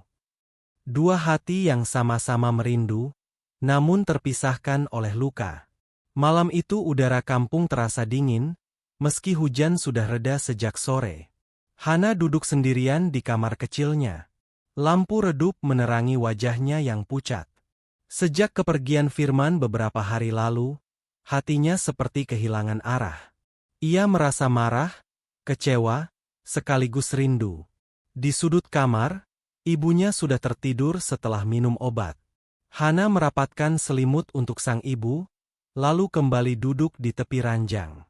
Pandangannya kosong menatap dinding bambu yang rapuh. Ingatan tentang Firman datang silih berganti. Senyumnya, caranya mendengarkan dengan sabar, bahkan tatapan matanya yang selalu hangat. Air mata Hana jatuh begitu saja. Kenapa aku harus merindukan dia, sementara aku sendiri yang mengusirnya? Bisiknya lirih. Sementara itu, jauh di pusat kota, Firman sedang duduk di ruang kerjanya. Gedung pencakar langit yang biasanya menjadi simbol kejayaannya kini terasa dingin. Di atas meja, tumpukan dokumen kontrak, laporan keuangan, dan undangan acara penting berserakan. Tapi tak ada satupun yang sanggup ia sentuh. Firman menatap kosong keluar jendela, lampu kota berkelap-kelip bagai bintang. Namun hatinya gelap. Ia mengingat kembali saat terakhir kali menatap Hana. Wajahnya penuh air mata, penuh luka. Aku benar-benar bodoh, gumamnya. Aku terlalu takut jujur. Aku takut kehilangan, Tapi justru akhirnya aku kehilangannya dengan cara paling menyakitkan. Ia menunduk, menutup wajah dengan kedua tangannya. Selama ini, ia merasa bisa mengendalikan apapun, bisnis, harta, bahkan masa depan. Tapi ternyata ia tak bisa mengendalikan cinta. Hari-hari berikutnya menjadi mimpi buruk bagi Hana. Ia mencoba menghibur diri dengan bekerja lebih keras di warung kecilnya. Namun setiap kali ia melihat pelanggan membeli nasi bungkus, ingatannya kembali pada pertemuan pertama dengan Firman. Sebungkus nasi, hal sederhana yang justru mengikat hati mereka. Kenapa semua harus berubah? Bisik Hana saat menyiapkan nasi untuk seorang pembeli. Beberapa orang di kampung mulai memperbincangkan Hana. Ada yang bilang ia beruntung bisa dekat dengan seorang pengusaha kaya. Ada juga yang mencibir, menuduh Hana hanya mengejar harta. Ucapan-ucapan itu menusuk hatinya. Hana ingin berteriak bahwa ia mencintai Firman apa adanya, bahkan saat ia hanya mengenalnya sebagai pemulung. Tapi kini semua sudah terlambat. Firman pun tak kalah tersiksa. Dalam setiap rapat besar, pikirannya selalu melayang pada Hana. Saat para direktur memaparkan strategi bisnis, ia malah mengingat tawa sederhana Hana. Saat investor memuji keberaniannya, ia hanya merasa hampa. Ia mulai menolak banyak undangan pesta. Wanita-wanita cantik dari kalangan sosialita mencoba mendekatinya, tapi Firman selalu menolak halus. Baginya, tak ada yang bisa menggantikan Hana. Salah satu sahabat dekat Firman, Arman, mencoba menasihatinya. Fir, kamu ini punya segalanya. Jangan terpuruk gara-gara satu wanita. Dunia nggak berhenti hanya karena Hana. Firman tersenyum pahit. Men, kamu nggak ngerti. Semua yang aku punya nggak ada artinya tanpa dia. Dia satu-satunya alasan aku merasa hidup. Arman terdiam, menatap sahabatnya dengan iba. Malam berikutnya, Hana kembali duduk di teras rumah. Angin malam berhembus lembut, tapi hatinya terasa berat. Ia mengingat kembali kata-kata ibunya, bahwa operasi yang menyelamatkan nyawanya tak lepas dari campur tangan Firman. Kalau benar dia yang membiayai, berarti semua pengorbanannya tulus, gumam Hana. Namun bayangan kebohongan masih menghantui. Ia bingung antara percaya atau kembali menutup hati. Air mata kembali jatuh. Kenapa aku nggak bisa benci dia sepenuhnya? Kenapa rasa cinta ini justru makin kuat setelah dia pergi? Firman di tempat lain menulis lagi di buku kecilnya, buku yang selalu ia gunakan untuk menumpahkan isi hati. Hana, aku merindukanmu setiap detik. Aku menyesal karena tidak jujur sejak awal. Aku tahu kamu terluka, dan mungkin kamu tidak akan pernah memaafkanku. Tapi cintaku padamu tidak pernah berkurang. Aku ingin kembali, tapi aku takut hanya akan menambah luka. Jadi biarlah aku menanggung semua penyesalan ini sendiri. Tangannya gemetar menuliskan kalimat itu. Dadanya terasa sesak.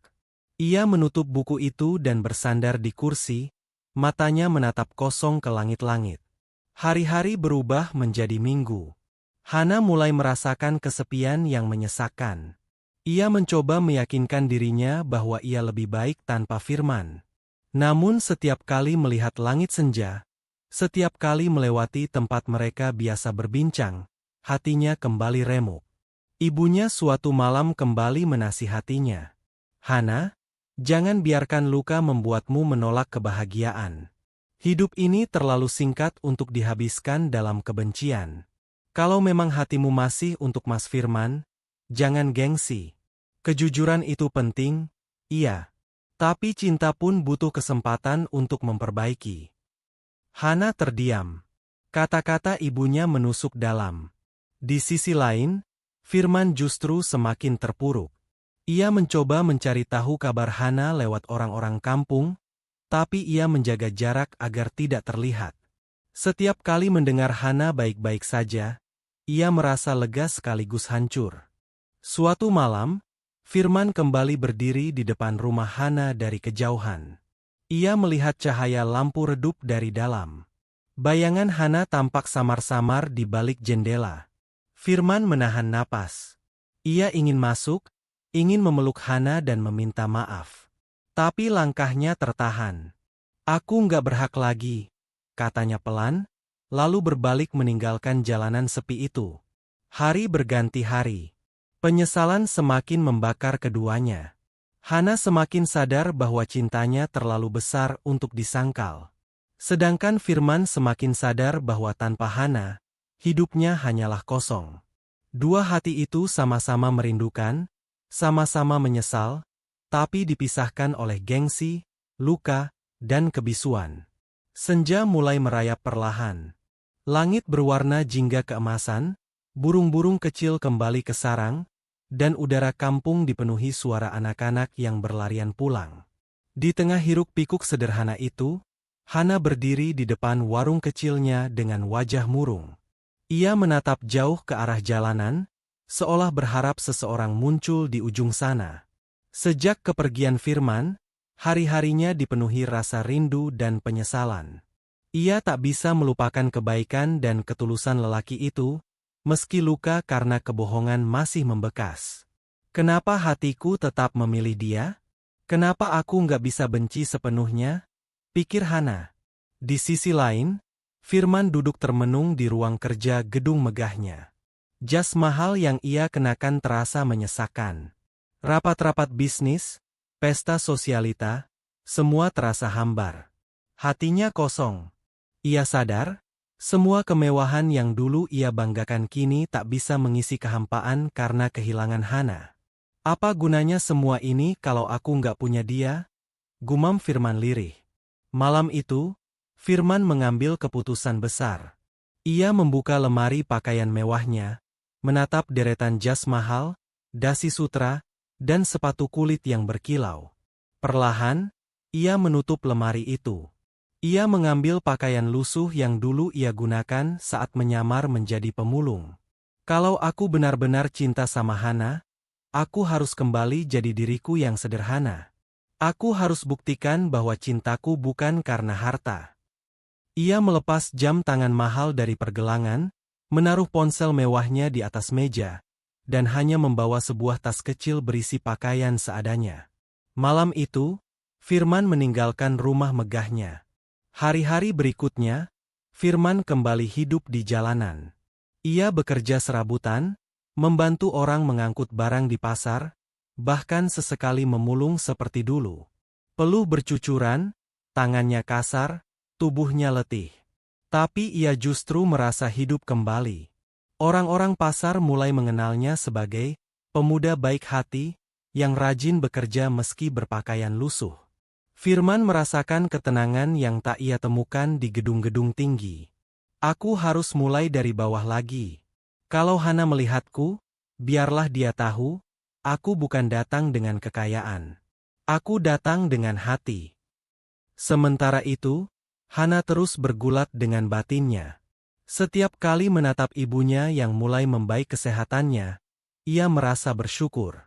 Dan ia sadar, semua itu tak lepas dari pengorbanan Firman.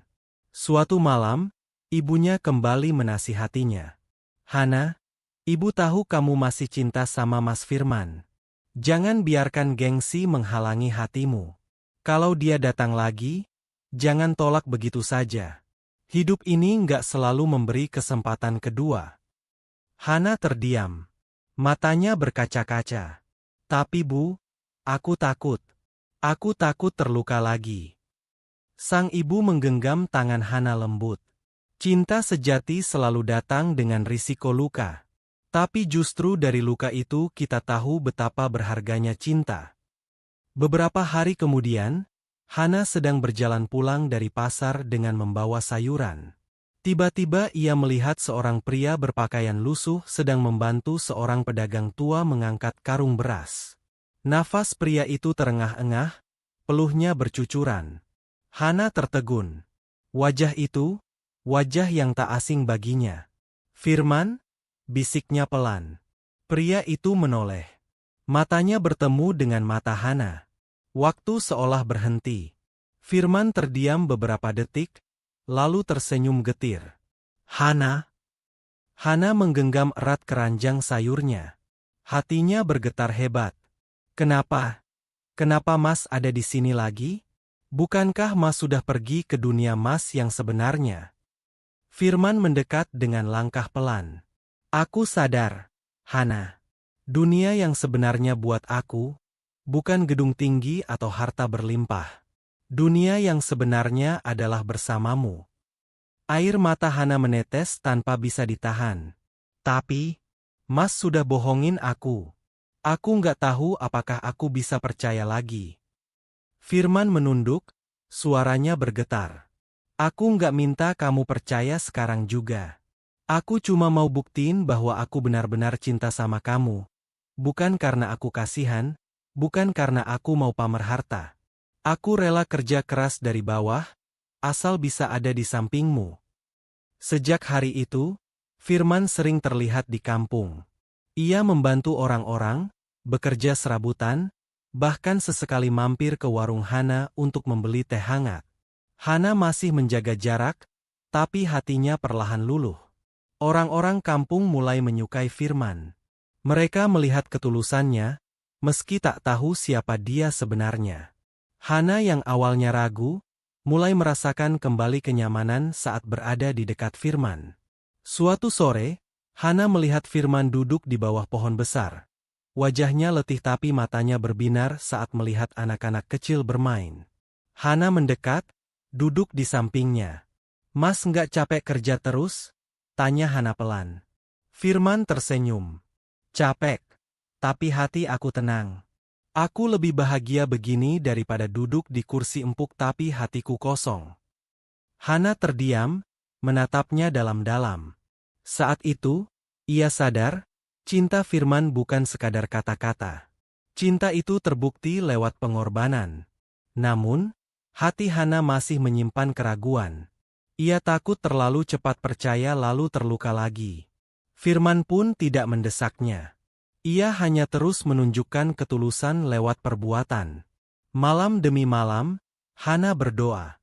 Tuhan, kalau memang dia untukku, tolong kuatkan hatiku. Jangan biarkan aku menolak kebahagiaan yang kau titipkan. Hari itu tiba ketika Hana benar-benar diuji. Rumah sederhana peninggalan ayahnya hampir disita oleh rentenir karena hutang lama. Hana panik, tidak tahu harus bagaimana. Ia menangis di pelukan ibunya. Firman yang mendengar kabar itu segera datang. Ia tidak datang sebagai miliarder, tidak membawa uang berlimpah, tapi datang sebagai pria yang siap berjuang bersama. Hana, jangan takut.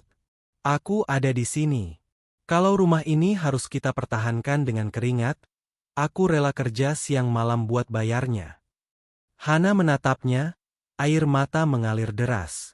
Kenapa Mas mau susah payah begini? Mas bisa saja dengan mudah melunasi semua ini kalau Mas kembali ke kehidupan Mas yang sebenarnya. Firman menggeleng. Kalau aku lakukan itu, kamu akan kembali merasa rendah diri. Aku nggak mau. Aku ingin kita berjuang bersama, dari bawah. Karena cinta sejati bukan tentang siapa punya apa, tapi tentang siapa mau bertahan dalam susah dan senang. Saat itu, hati Hana benar-benar luluh. Ia melihat Firman bukan hanya sebagai lelaki yang dulu ia kenal sebagai pemulung, bukan juga sebagai miliarder yang penuh rahasia, tapi sebagai sosok yang rela meninggalkan segalanya demi cinta. Hana menutup wajah dengan tangannya, lalu menangis terseduh. Aku masih cinta sama Mas. Aku nggak bisa bohong lagi. Firman tertegun, matanya berkaca-kaca. Ia meraih tangan Hana, menggenggamnya erat. Terima kasih, Hana. Aku janji nggak akan pernah sia-siakan kamu lagi. Aku akan buktikan cinta ini sampai kapanpun. Mereka berpelukan di tengah senja yang merona, dengan hati yang akhirnya saling memahami. Fajar menyingsing perlahan. Langit memerah keemasan, suara ayam berkokok bersahutan dari kejauhan, menandai dimulainya hari baru. Hana duduk di teras rumahnya yang sederhana, memandangi halaman kecil yang mulai diterangi cahaya matahari. Wajahnya masih menyisakan kelelahan, bukan karena tubuh, melainkan karena beban pikiran. Beberapa hari terakhir, hidupnya terasa seperti di ujung tanduk. Rumah peninggalan almarhum ayahnya terancam disita oleh rentenir. Surat peringatan sudah diberikan. Jika dalam seminggu hutang tidak dilunasi, mereka harus angkat kaki. Hana bimbang, hatinya resah. Ia tak mau ibunya yang baru saja pulih harus kehilangan tempat tinggal. Di saat paling rapuh, Firman hadir. Tidak dengan pakaian mewahnya, tidak dengan mobil-mobil berkilau yang biasa membawanya. Ia datang dengan wajah penuh keringat, pakaian lusuh, dan tekad yang membara. Hana tahu, lelaki itu telah melepaskan segalanya demi membuktikan cinta. Hari itu, Hana duduk bersama ibunya. Tangannya menggenggam surat ancaman dari rentenir. Air matanya jatuh. "Bu, apa kita harus kehilangan rumah ini? Aku nggak sanggup bayangin." Sang ibu menatapnya dengan mata teduh. "Nak, rumah bisa dicari. Tapi keluarga dan cinta itu yang paling penting. Kalau Mas Firman benar-benar cinta sama kamu, dia akan cari jalan. Jangan takut." Hana menunduk, hatinya bergetar. Ia tahu ibunya benar. Dan dalam lubuk hati, ia percaya Firman tak akan membiarkan mereka kehilangan segalanya. Sementara itu, Firman mengumpulkan tenaga. Ia bekerja siang malam, membantu pedagang di pasar, menjadi kuli bangunan, bahkan ikut mengangkut hasil panen petani. Peluh bercucuran, punggungnya pegal, tapi ia tidak peduli. Baginya, setiap tetes keringat adalah bukti cintanya pada Hana. Orang-orang kampung mulai kagum. Anak muda itu hebat. Meski miskin, dia kerja keras, nggak malu banting tulang. Tak ada yang tahu siapa sebenarnya Firman. Malam hari, Firman duduk sendirian di bawah lampu jalan, menghitung uang hasil jerih payahnya. Jumlahnya masih jauh dari cukup untuk melunasi hutang Hana. Ia menggenggam uang itu erat-erat, matanya berkaca-kaca. "Ya Tuhan, beri aku kekuatan. Aku nggak minta kaya lagi. Aku cuma minta cukup untuk lindungi dia." Hari penentuan pun tiba. Rentenir datang dengan wajah garang, ditemani beberapa lelaki berperawakan besar. Mereka berdiri di depan rumah Hana, menuntut pelunasan. Hana dan ibunya ketakutan. "Mana uangnya? Kalau nggak ada, rumah ini jadi milik kami," bentak si rentenir. Hana memeluk ibunya erat. Air matanya jatuh, tubuhnya gemetar. "Tolong, kasih kami waktu sedikit lagi." Rentenir tertawa sinis. "Waktu? Hutangmu sudah menumpuk bertahun-tahun. Hari ini rumah ini jadi milik kami." Tiba-tiba, sebuah suara lantang terdengar dari kejauhan. "Tidak, rumah ini tidak akan kalian ambil." Semua menoleh. Firman berdiri dengan wajah penuh peluh, napas terengah, tapi matanya tegas. Ia melangkah maju, membawa sebuah karung lusuh yang berisi uang hasil kerja kerasnya. "Aku tahu uang ini belum cukup untuk melunasi semua hutang. Tapi ini hasil jerih payahku, dan aku janji akan melunasi sisanya dengan keringatku. Jangan usir mereka. Berikan aku waktu." Rentenir menyipitkan mata, lalu tertawa mengejek. "Kamu siapa? Pemuda miskin macam kamu mau menantang aku?" Firman berdiri tegak. "Aku bukan siapa-siapa. Aku hanya seorang pria yang mencintai Hana dan keluarganya. Aku rela bekerja siang malam, asal mereka tidak kehilangan rumah ini." Hana menatapnya dengan mata berkaca-kaca. Air matanya jatuh deras. Dalam hatinya, ia berbisik, "Mas, kenapa kamu begitu teguh? Kenapa kamu mau berkorban sejauh ini?" Situasi makin tegang.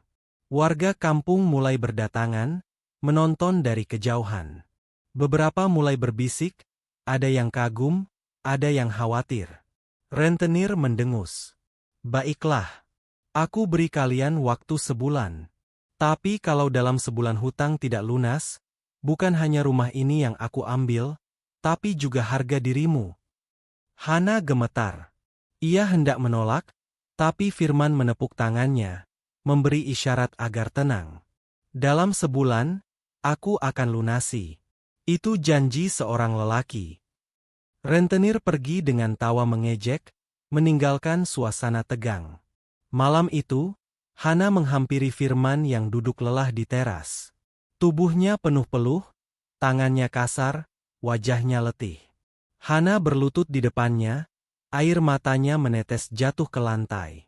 Kenapa, Mas? Kenapa kamu rela susah payah seperti ini? Kamu bisa saja pakai kekayaanmu untuk melunasi semua hutang. Tapi kamu pilih jalan paling berat. Firman menatapnya lembut. Karena aku nggak mau cintaku lagi-lagi dianggap palsu. Hana, aku ingin kamu tahu, aku siap berjuang dari nol, bersamamu. Aku nggak datang sebagai miliarder. Aku datang sebagai lelaki biasa, yang hanya punya cinta.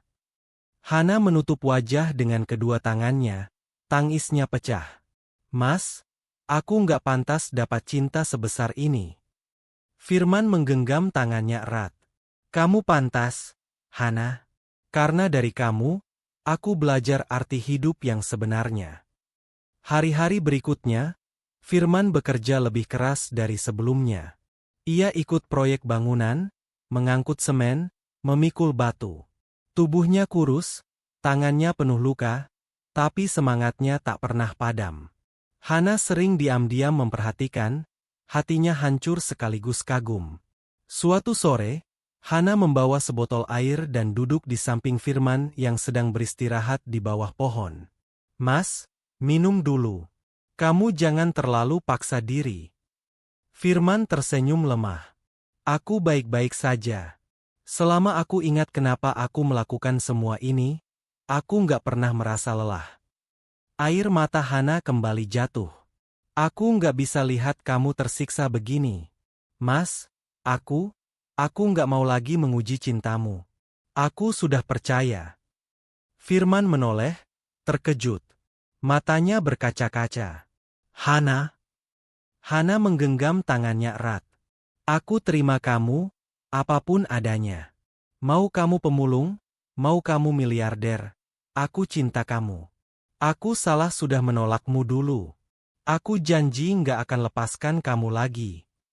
Firman menatapnya dengan mata basah. Ia tak mampu berkata banyak.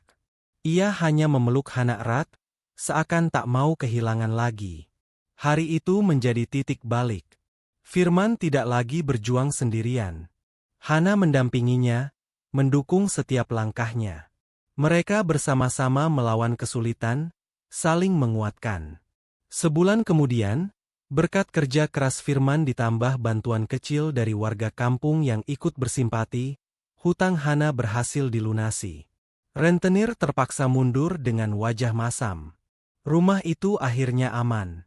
Hana dan ibunya menangis bahagia, sementara Firman tersenyum lega. Di depan warga kampung, Firman berdiri sambil menggenggam tangan Hana. Aku mungkin bukan orang kaya raya lagi di mata kalian. Tapi aku punya satu hal yang lebih berharga dari harta, cinta yang tulus.